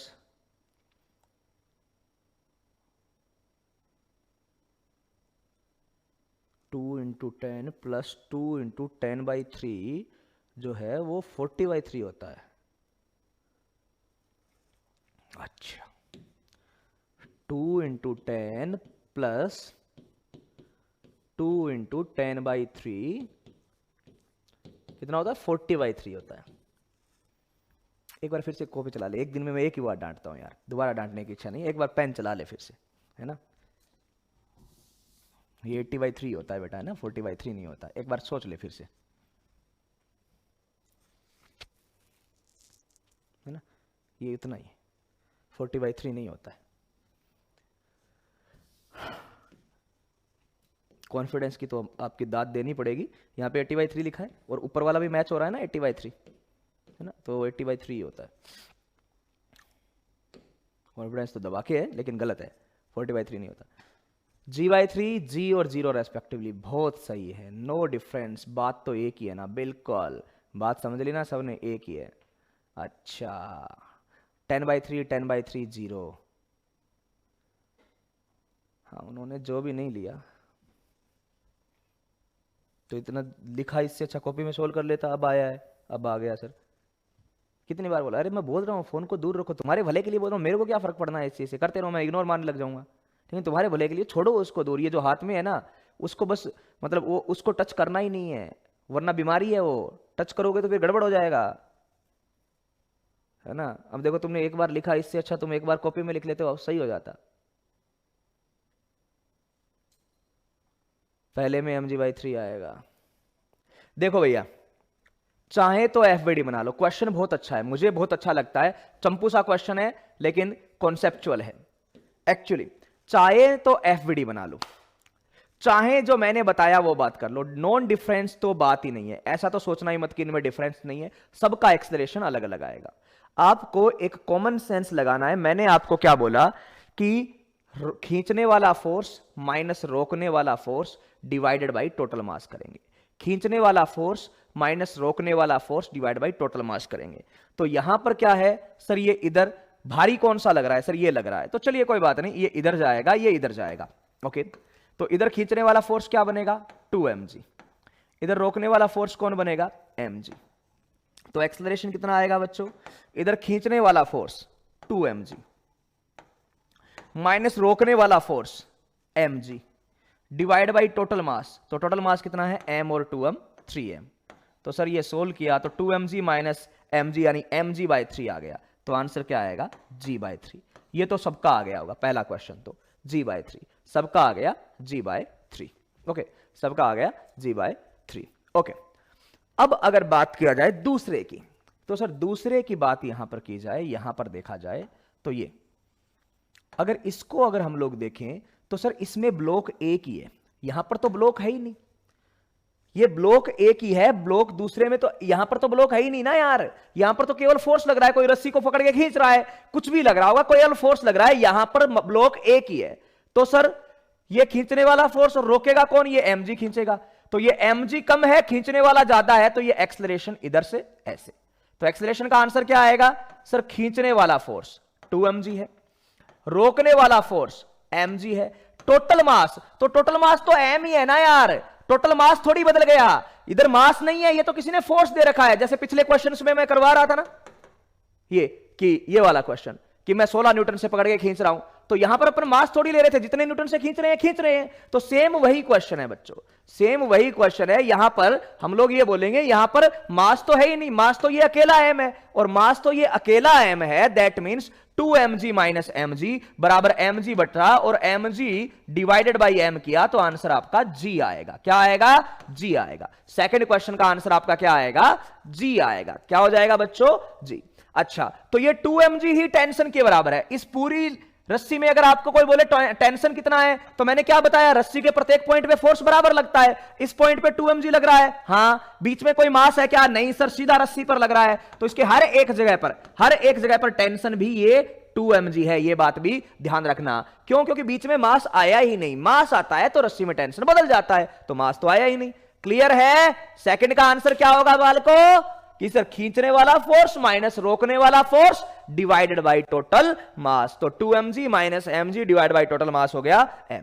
अच्छा, तीसरे की बात करें तो तीसरे में इधर देखा कि सर ये mg है। ओके, इधर देखा तो सर इसके कंपोनेंट हो जाते हैं। ये mg है ना, यहां पर एक बार मैं लिख देता हूं कि ये mg है ऐसे, बिल्कुल। कितना है सर 2mg, कितना 2mg। तो अगर ये वाला एंगल थीटा है तो ये वाला कंपोनेंट हो जाता है 2mg साइन थीटा, और ये वाला कंपोनेंट हो जाता है 2mg cos theta. 2mg cos theta, 2mg cos theta को तो कौन बैलेंस करता है, नॉर्मल रिएक्शन। तो यहां पर नॉर्मल रिएक्शन तो किसके बराबर हो गया, 2mg कोस थीटा के।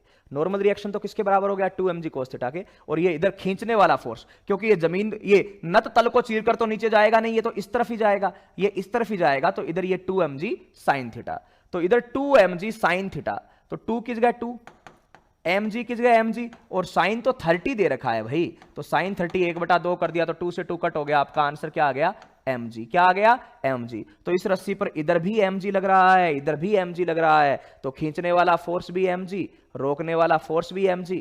खींचने वाला फोर्स भी mg, रोकने वाला फोर्स भी mg। इधर खींचने वाला फोर्स भी mg है, रोकने वाला फोर्स भी mg है। तो एक्सेलरेशन क्या है, खींचने वाला फोर्स माइनस रोकने वाला force divided by total mass 3m। तो ये तो हो गया आपका 0। क्या हो गया भाई, 0। तो इसका एक्सेलरेशन 0 रहेगा। क्या रहेगा, 0 रहेगा भैया। क्लियर सी बात है। तो फॉर्मूला एक ही है, क्या है, खींचने वाला फोर्स माइनस रोकने वाला force divide by total mass. खींचने वाला फोर्स माइनस रोकने वाला force divide by total mass. मैं इसको थोड़ा सा आगे बता देता हूं, ये जो इंक्लाइन प्लेन वाला है बच्चों, उसको मैं थोड़ा सा यहां पर बता देता हूं। यहां पर फिर वापस चलेंगे। यहां पर जैसे मान लो कभी भी यहां थीटा कोण हो, तो हम क्या करेंगे कि सर ये m है, इसके कंपोनेंट ऐसे लेंगे। mg तो सीधा लगेगा जमीन की ओर, बिल्कुल।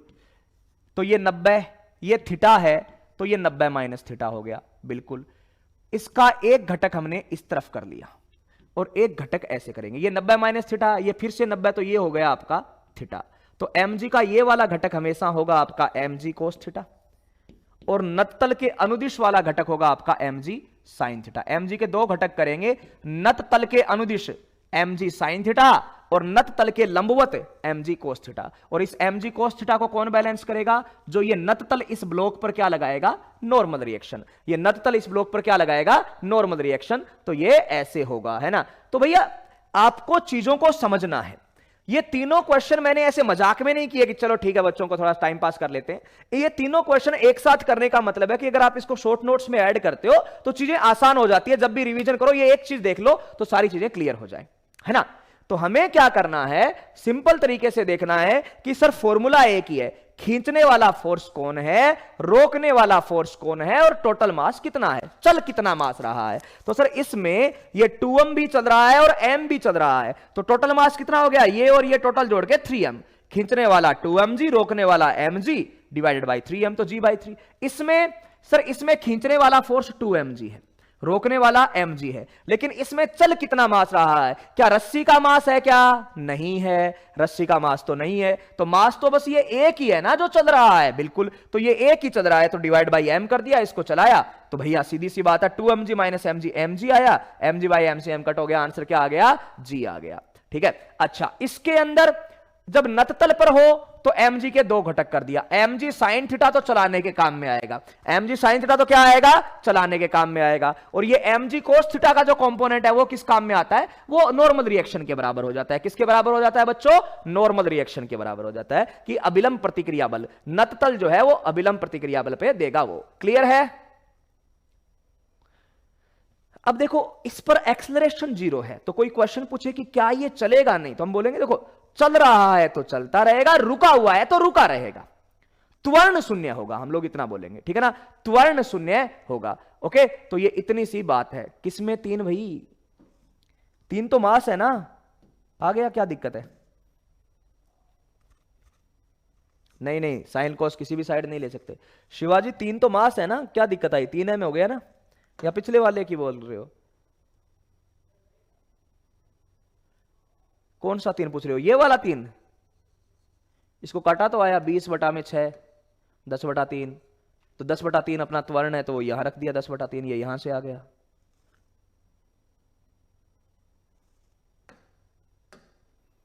चलिए, तो इस तरीके से कंपोनेंट लेने हैं आपको। m दिया हुआ है तो ऐसे ले लो। अच्छा, किससे?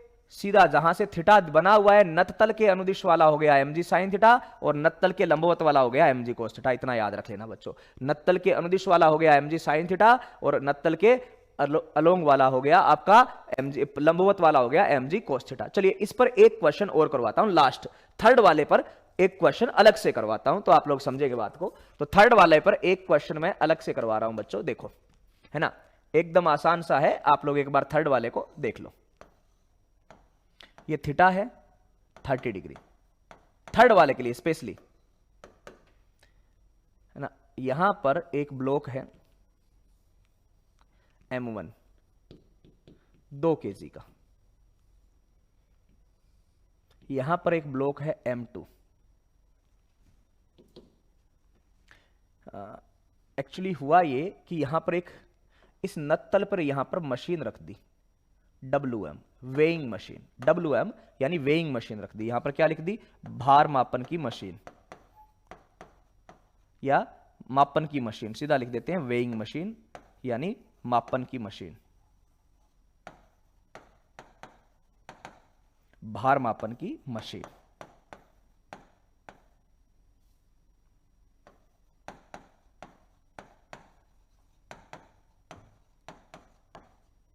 इसके ऊपर एक ब्लॉक रख दिया,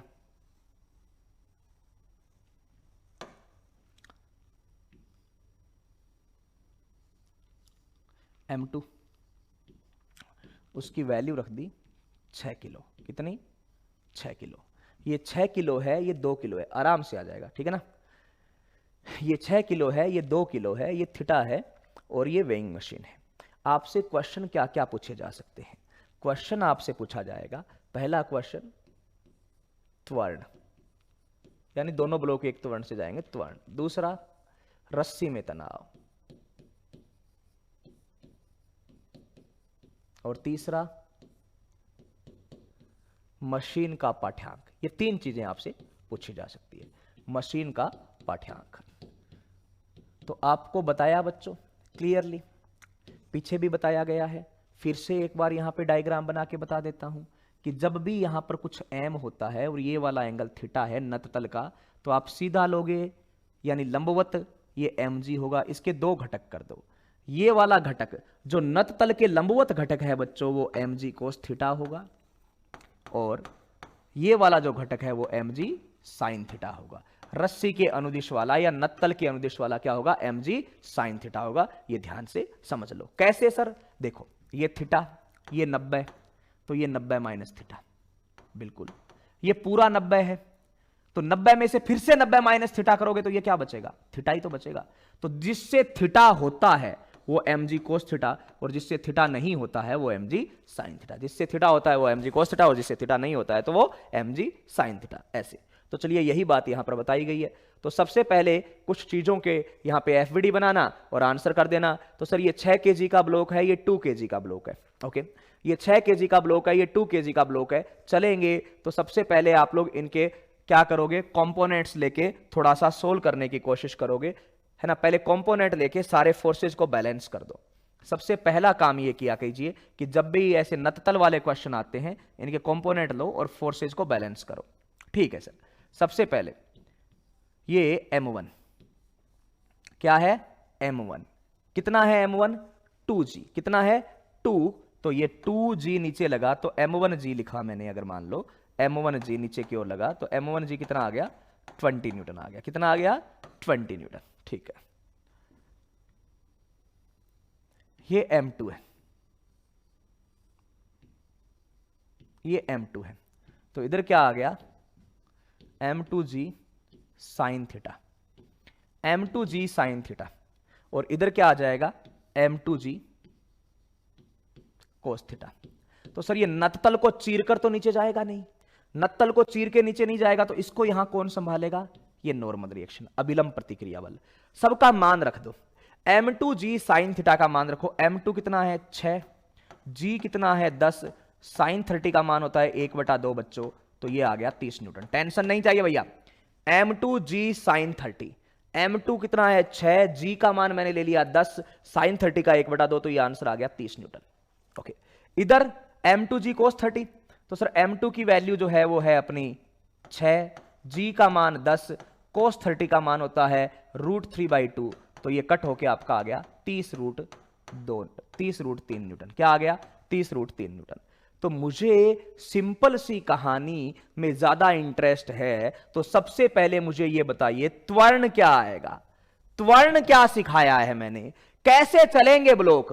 तो सर अगर ये इधर जाएगा ए त्वरण से तो ये इधर जाएगा ए त्वरण से। इसका मतलब बच्चों ये अगर ए त्वरण से इधर जाएगा, इसका मतलब, और ये इधर जाएगा ए त्वरण से, तो ये है खींचने वाला फोर्स कितना, 30 न्यूटन। ये है रोकने वाला फोर्स कितना, 20 न्यूटन। तो खींचने वाला फोर्स 30 माइनस रोकने वाला force 20 divided by total mass. तो m1 और m2 का टोटल मास कितना होगा, 2 + 6, कितना, 2 + 6 यानी 8। तो ये आ गया बच्चों 10 डिवाइडेड बाई 8, या फिर इसको कट कर दो 5 डिवाइडेड बाई 4 मीटर/सेकंड²। त्वरण यहां तक बोलो भैया, यहां तक कोई रॉकेट साइंस, कोई बड़ी बात, यहां पर सब बच्चों ने आंसर दिया है। त्वरण कितना आ गया, 5/4 यानी 1.25 मीटर/सेकंड² या 10/8। क्लियर सी बात है, कोई टेंशन नहीं है ना। हमने क्या किया, बलों के घटक ले लिए, इसका ये वाला घटक mg साइन थीटा, इसका ये वाला घटक mg कोस थीटा, ये 30√3 आया, ये 30 आया। तो हमें तो केवल सर इस रस्सी के अनुदिश वाले बलों से मतलब है। तो रस्सी के अनुदिश इधर खींच रहा है 30 न्यूटन, इधर बचा रहा है 20 न्यूटन। तो खींचने वाला माइनस रोकने वाला डिवाइड बाई टोटल मास कर दिया, m1 + m2 आपका आंसर आ गया। क्लियर सी बात है, कोई टेंशन यहां तक नहीं है। अब सर तनाव निकालना था, तो इस रस्सी में इधर टेंशन टी है, तो ऑब्वियसली बात है इधर भी टेंशन टी है। तो मैंने क्या कहा था, तनाव के लिए कोई सूत्र डायरेक्ट याद मत रखो यार, ठीक है ना। तनाव के लिए ये यहां से, तनाव के लिए कोई सूत्र जो है वो डायरेक्टली याद मत रखो। तनाव के लिए आपको क्या करना है, एफवीडी बना लेना है। तो सबसे आसान एफवीडी बनेगा M1 का, बिल्कुल। M1 को ऊपर कौन लेके जा रहा है, तनाव, ये ऊपर जा रहा है, बिल्कुल सर। M1 जी अपना लग रहा है नीचे, बिल्कुल। तो क्या होगा, ऊपर जा रहा है ऊपर की ओर, इसका मतलब ऊपर की ओर जाने वाला फोर्स पॉजिटिव, नीचे की ओर जाने वाला negative. T minus M G is equal to M1A, सबकी वैल्यू रख दो बच्चों। T निकालना है, mg कितना होगा 20, यहां M1 कितना है 2, और A हो जाएगा आपका 5/4। तो सर ये आपका T बराबर 20 प्लस 10/4, ठीक है ना। तो 4 लघुत्तम ले लिया, आंसर आ गया 90/4। कितना, 90/4। तो इसको लिख सकते हैं 45/2 न्यूटन। तनाव कितना आएगा, 45/2 न्यूटन। बस M1 का एफबीडी बना लो, एक इक्वेशन में आंसर आ जाएगा। M1 का एफबीडी बना लो, एक इक्वेशन में आंसर आ जाएगा। ठीक है सर। तीसरा क्वेश्चन है कि ये वेइंग मशीन जो आपने रखी है साहब जी, इसका पाठ्यांक क्या होगा। तो वेइंग मशीन का पाठ्यांक बच्चों वही होता है, वेइंग मशीन का पाठ्यांक बच्चों वही होता है जो उसका अभिलंब प्रतिक्रिया बल रीड करता है। तो जैसे ही मैंने M2 को यहां रखा, उसने इधर लगाया M2G cos थीटा, जिसका मान आपने लिखा 30√3, और वही किसके बराबर कर देंगे इधर, अभिलंब प्रतिक्रिया बल के बराबर। तो नॉर्मल रिएक्शन फोर्स आपका आ गया 30√3, और यही आपका क्या है, मशीन का पाठ्यांक है। यही क्या है, मशीन का पाठ्यांक है। तो मशीन उसका कितना भार मापेगी भाई, मशीन को क्या लगेगा, मशीन को क्या लगेगा, उसका भार क्या है। तो मशीन को लगेगा कि सर उसका भार है 33√3 न्यूटन। कितना भार है, 30√3 न्यूटन जो है वो इसका भार है। ये सारी कहानियां हो जाएगी। तो एक एक लाइन के सारे क्वेश्चन हैं, मैंने इसमें 3 क्वेश्चन पूछे हैं। बस करना क्या है, पहले डायग्राम बना के सारे कंपोनेंट्स ले लो, बाद में त्वरण निकालना हो तो खींचने वाला फोर्स माइनस रोकने वाला force divide by total mass.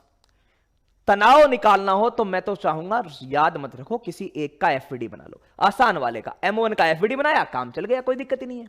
अच्छा, फिर वेइंग मशीन क्या पड़ेगी, जितना वो नॉर्मल रिएक्शन लगाएगी वही वेइंग मशीन लगाएगी। ठीक है।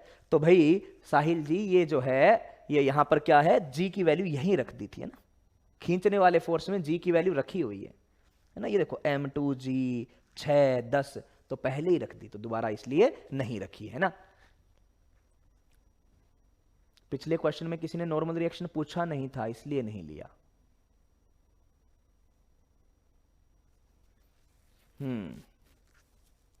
ठीक है। तो मशीन का पाठ्यांक जो है वो कितना आ जाएगा। तो सर पाठ्यांक जब भी पूछे, यानी आप ऑप्शंस में चेक कर लेना, और मैंने सीधा लिखा है भार, तो भार का आंसर आना चाहिए। द्रव्यमान का आंसर आएगा तो हम लोग क्या कर देंगे, जी से डिवाइड कर देंगे। ठीक है ना। हाँ बिल्कुल सही बात है आपकी, लेकिन जब यहां पर हम मशीन का जो पाठ्यांक लिखेंगे तो इसका मतलब ये हो जाएगा कि सर वो माप रहा है वो न्यूटन में। आप ऑप्शंस देख लेना, अगर न्यूटन में है तो भार बता देना, और अगर केजी में है तो इसको केजी लिखने में क्या दिक्कत आती है भाई, 10 से डिवाइड कर दो।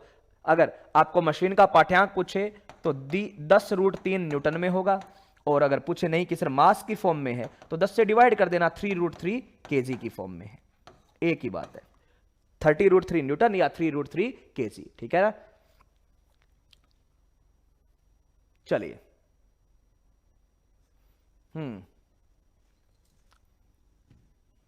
दिक्कत क्या है, दो भाई, किसने मना किया है।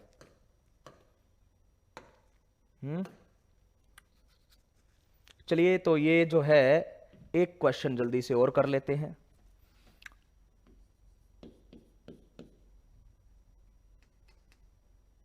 वैसे एक मैं ऐसी मजाक कर रहा हूं, आंसर देना ना,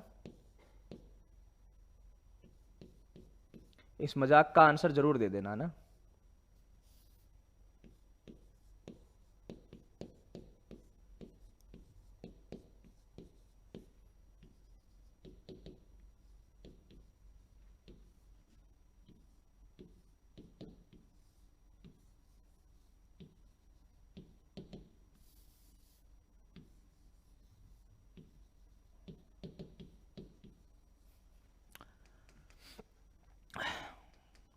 त्वरण ज्ञात करो।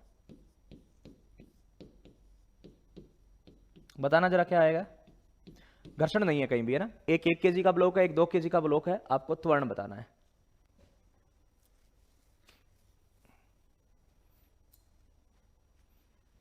हाँ बिल्कुल, normal reaction equal to T के फॉर्मूले से अलग आ रहा है। अरे वो दोनों ब्लॉक जब ऐसे थे तब था, मैंने तभी कहा था मत रटना उसको। वो जो टी का फॉर्मूला था वो केवल उस चीज के लिए था जब दोनों ब्लॉक ऐसे होते हैं, ठीक है ना। अब एक ब्लॉक एंगल पे आ गया तो वो फॉर्मूला बदल जाएगा। फिर आपको वहां पर ये लिखना पड़ेगा 2m1 m2 sine theta upon m1 plus m2 into g. यहाँ पर साइन थीटा लिखना पड़ेगा, फिर अगर एंगल थीटा आ जाएगा तो ये लिखना पड़ेगा, ये हो जाएगा वहां पे टेंशन। फॉर्मूला लगाओगे फॉर्मूले से अलग आएगा, नो डाउट आएगा, क्योंकि वहां पर फिर ये लिखना पड़ेगा, आपने साइन थीटा कहाँ लिखा है वो लिखना पड़ेगा मल्टीप्लाई में, इसलिए मत याद करो उसको, है ना। किसी एक का एफबीडी बना के जल्दी से कर लेना। क्या आएगा, अगर फॉर्मूला याद करना है तो एक एंगल पे चला गया तो यहाँ पर फॉर्मूला बन जाएगा 2m1 m2 sine theta by G divide by m1 plus m2। पिछले क्वेश्चन में अगर आप वो फॉर्मूला लगाओगे ना पुराने वाला, तो आंसर क्या आ रहा होगा इसका 45 आ रहा होगा ना। तो जी तो आपने 2 तो लिखा ही नहीं है ना, इसलिए त्वरण क्या आया, आ गया, बिल्कुल सही बात है। क्या करेंगे कि सर त्वरण लिखेंगे खींचने वाला फोर्स, तो खींचने वाला फोर्स तो है m2g, रोकने वाला सर कोई नहीं है, खींचने वाला फोर्स तो m2g है, बिल्कुल सही बात है। त्वरण ज्ञात करो लिखा है मैंने, त्वरण ज्ञात करो, है ना। तो खींचने वाला, इसको चलाने वाला फोर्स कौन है, तो सर खींचने वाला तो है m2g, पीछे कोई रोकने वाला है क्या, सर यहां पर तो एक ही फोर्स रोक सकता था, कौन, घर्षण होता तो घर्षण तो नहीं है, तो खींचने वाला फोर्स m2g, रोकने वाला कोई है नहीं, डिवाइड बाई टोटल मास कर दो m1 प्लस m2, तो क्या आएगा, m2g कितना है 2 इंटू 10 और m1 प्लस m2 कितना है 3, तो 20/3 मीटर पर सेकेंड स्क्वायर आंसर आ जाएगा। कहा था ना मजाक कर रहा हूं, बता देना सीधा सा, है ना। तो बिना घर्षण वाली चीजें हैं तो आराम से आ जाएगा। खींचने, अरे एक ही फॉर्मूला बताया है यार, खींचने वाला माइनस रोकने वाला डिवाइड बाई टोटल मास, ठीक है ना। तो खींचने वाला फोर्स है, रोकने वाला तो कोई है नहीं, यहां पर पीछे रोक सकता है क्या, नहीं सर m1g वो तो ऐसे लगेगा ना भाई, m1g तो ऐसे लगेगा, उसको तो नॉर्मल रिएक्शन संभाल लेगा। इस रस्सी के अनुदिश कोई रोक रहा है क्या, हमेशा गति रस्सी के अनुदिश होती है, तो सर रस्सी के अनुदिश ये खींचने वाला है और रस्सी के अनुदिश कोई रोकने वाला है क्या, ना साहब, रस्सी के लंबवत है, तो लंबवत वाले से तो कोई लेना देना नहीं है, लंबवत वाले में तो कोई लेना देना नहीं है। तो खींचने वाला माइनस रोकने वाला, खींचने वाला माइनस रोकने वाला डिवाइड बाई टोटल मास, तो यहां खींचने वाला तो है, इस रस्सी के अनुदिश पीछे रोकने वाला कोई नहीं है, कोई नहीं है, तो 0 कर दिया, डिवाइड बाई टोटल मास कर दिया 20/3, तो 2 और ये 1 है, ये 2 नहीं है ये 1 है ना, तो 2 + 1 यानी 3 kg आ जाएगा। छोटी सी बात है, हाँ बिल्कुल सही बात है भाई। एक और था ना यार, क्या था, चलो एक और छोटी सी मजाक, है ना।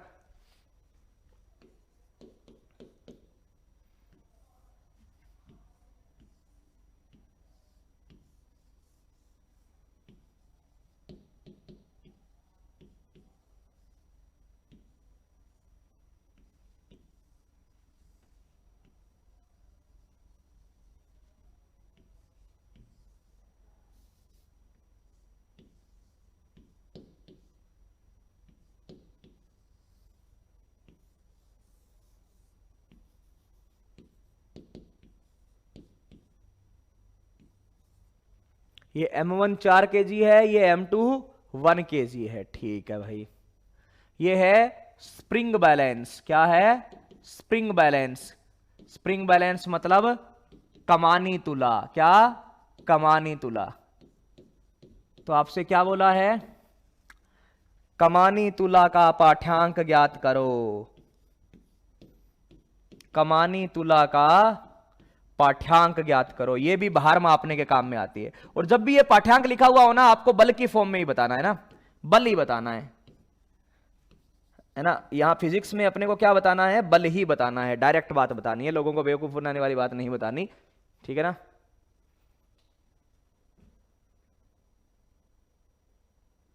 सर कल भी क्लास को लाइव करिए, हम लोग भी देख सकेंगे। कल क्लास थोड़ी है तो। अच्छा, वहां का प्रोग्राम यूट्यूब पे लाइव के लिए, अच्छा ना। नहीं भाई सुंदराम, स्प्रिंग बैलेंस की बात की जा रही है, कमानी तुला। तो जैसे वेइंग मशीन होती है वो अविलंब प्रतिक्रिया बल मापती है बच्चों, उसी की तरीके से स्प्रिंग बैलेंस जो है वो तनाव को मापती है। किसको मापती है? तनाव को मापती है। तो एक ब्लॉक इधर लटका है, एक ब्लॉक इधर लटका है, आपको तनाव निकालना है। तो पहला तरीका तो तनाव का सीधा सा सूत्र है, इस तरीके के, एक इधर लटका हो एक इधर लटका हो, तब तो तनाव का सीधा सा सूत्र है कितना? 2m1 m2 divide by m1 plus m2 जी। अगर सीधा वाला याद हो तो, है ना, ऐसे दोनों तरफ लटकाओ तो लगा सकते हो। 2m1 है 1, m2 है 4 डिवाइडेड बाई 5 इंटू जी है आपका 10, तो ये 2 आ गया, तो 4 चौक 16 न्यूटन आएगा। कितना? 16 न्यूटन। और अगर ये याद नहीं है, जो कि मैं चाहता भी नहीं कि आपको ज्यादा याद रहे, ये ऐसे कंफ्यूजिंग है, तो याद नहीं है तो आप क्या करना, इसका पहले त्वरण निकाल लो। निकाल लिया सर, ये इधर जाएगा तो ये इधर जाएगा। अच्छा, ये भारी है, सीधी सी बात है। इधर खींचने वाला फोर्स कौन है? m1g, कितना सर? 40 न्यूटन। रोकने वाला फोर्स कौन है? m2g, कितना सर? ये है 10 न्यूटन। कितना? 10 न्यूटन। तो त्वरण क्या आएगा? खींचने वाला फोर्स माइनस रोकने वाला फोर्स। खींचने वाला फोर्स कितना है? 40, रोकने वाला कितना है? 10 डिवाइड बाई टोटल मास, तो 4 और 1 5। ठीक है सर, तो 30 बटा में 5, यानी आंसर आ गया 6 मीटर प्रति सेकंड स्क्वायर। क्या आ गया? 6 मीटर प्रति सेकंड स्क्वायर। एक लाइन में पहले हमने त्वरण निकाल लिया। अब किसी एक का एफवीडी बना लो, जैसे इसका एफवीडी बना लो, इसका m2 का, हल्का है उसका बना लो। तो ये m2 का एफवीडी बनाया, तो सर ऊपर t, जा कौन सी तरफ रहा है? ऊपर की ओर ही रहा है। नीचे क्या लगेगा? m2g, कितना है m2g? 10 न्यूटन। कितना है? 10 न्यूटन। तो क्या करेंगे, ऊपर की ओर जा रहा है तो ऊपर जाने वाला फोर्स पॉजिटिव, नीचे वाला नेगेटिव, तो T माइनस m2g बराबर m2a। मान रख दो भैया सबका, तो T माइनस m2g, m2g तो 10 है, m2a क्या है सर? m2 का मान तो है 1 और a कितना है? 6, तो 1 गुणा में 6। ओके, तो T सीधा सा आ जाएगा आपका कितना? 16 न्यूटन। तो या तो ये याद हो तो ठीक है, नहीं हो तो आप ऐसे भी 16 न्यूटन निकाल सकते हो, ऐसे भी 16 न्यूटन निकाल सकते हो। और आंसर आप लोग चाहे ऑप्शंस में देख लेना, ऐसे क्वेश्चंस के आंसर आपको हमेशा न्यूटन में ही मिलेंगे। किसमें मिलेंगे? न्यूटन में ही मिलेंगे। तो डायरेक्ट एफबीडी से कर लो या ऐसे कर लो, बस कर लो बच्चे, कैसे ही करके आंसर आना चाहिए भाई, ठीक है ना। तो इस तरीके से ये काम करना है और कुछ नहीं है। तो ये हो गई भैया कहानी। अब देखो जो बच्चे नए जुड़े हैं सुन लो। अरे वो इंटरनल हो जाएगा ना भाई, ऐसे तो तनाव फोर्स भी थोड़ा ना, ये तो आंतरिक मामला हो गया। बाह्य मामला कौन सा है? जो इस पे लग रहा है और वो इस पे लग रहा है। इंटरनल गया, इंटरनल कट हो जाएगा, ठीक है। बहुत अच्छी बात है भैया।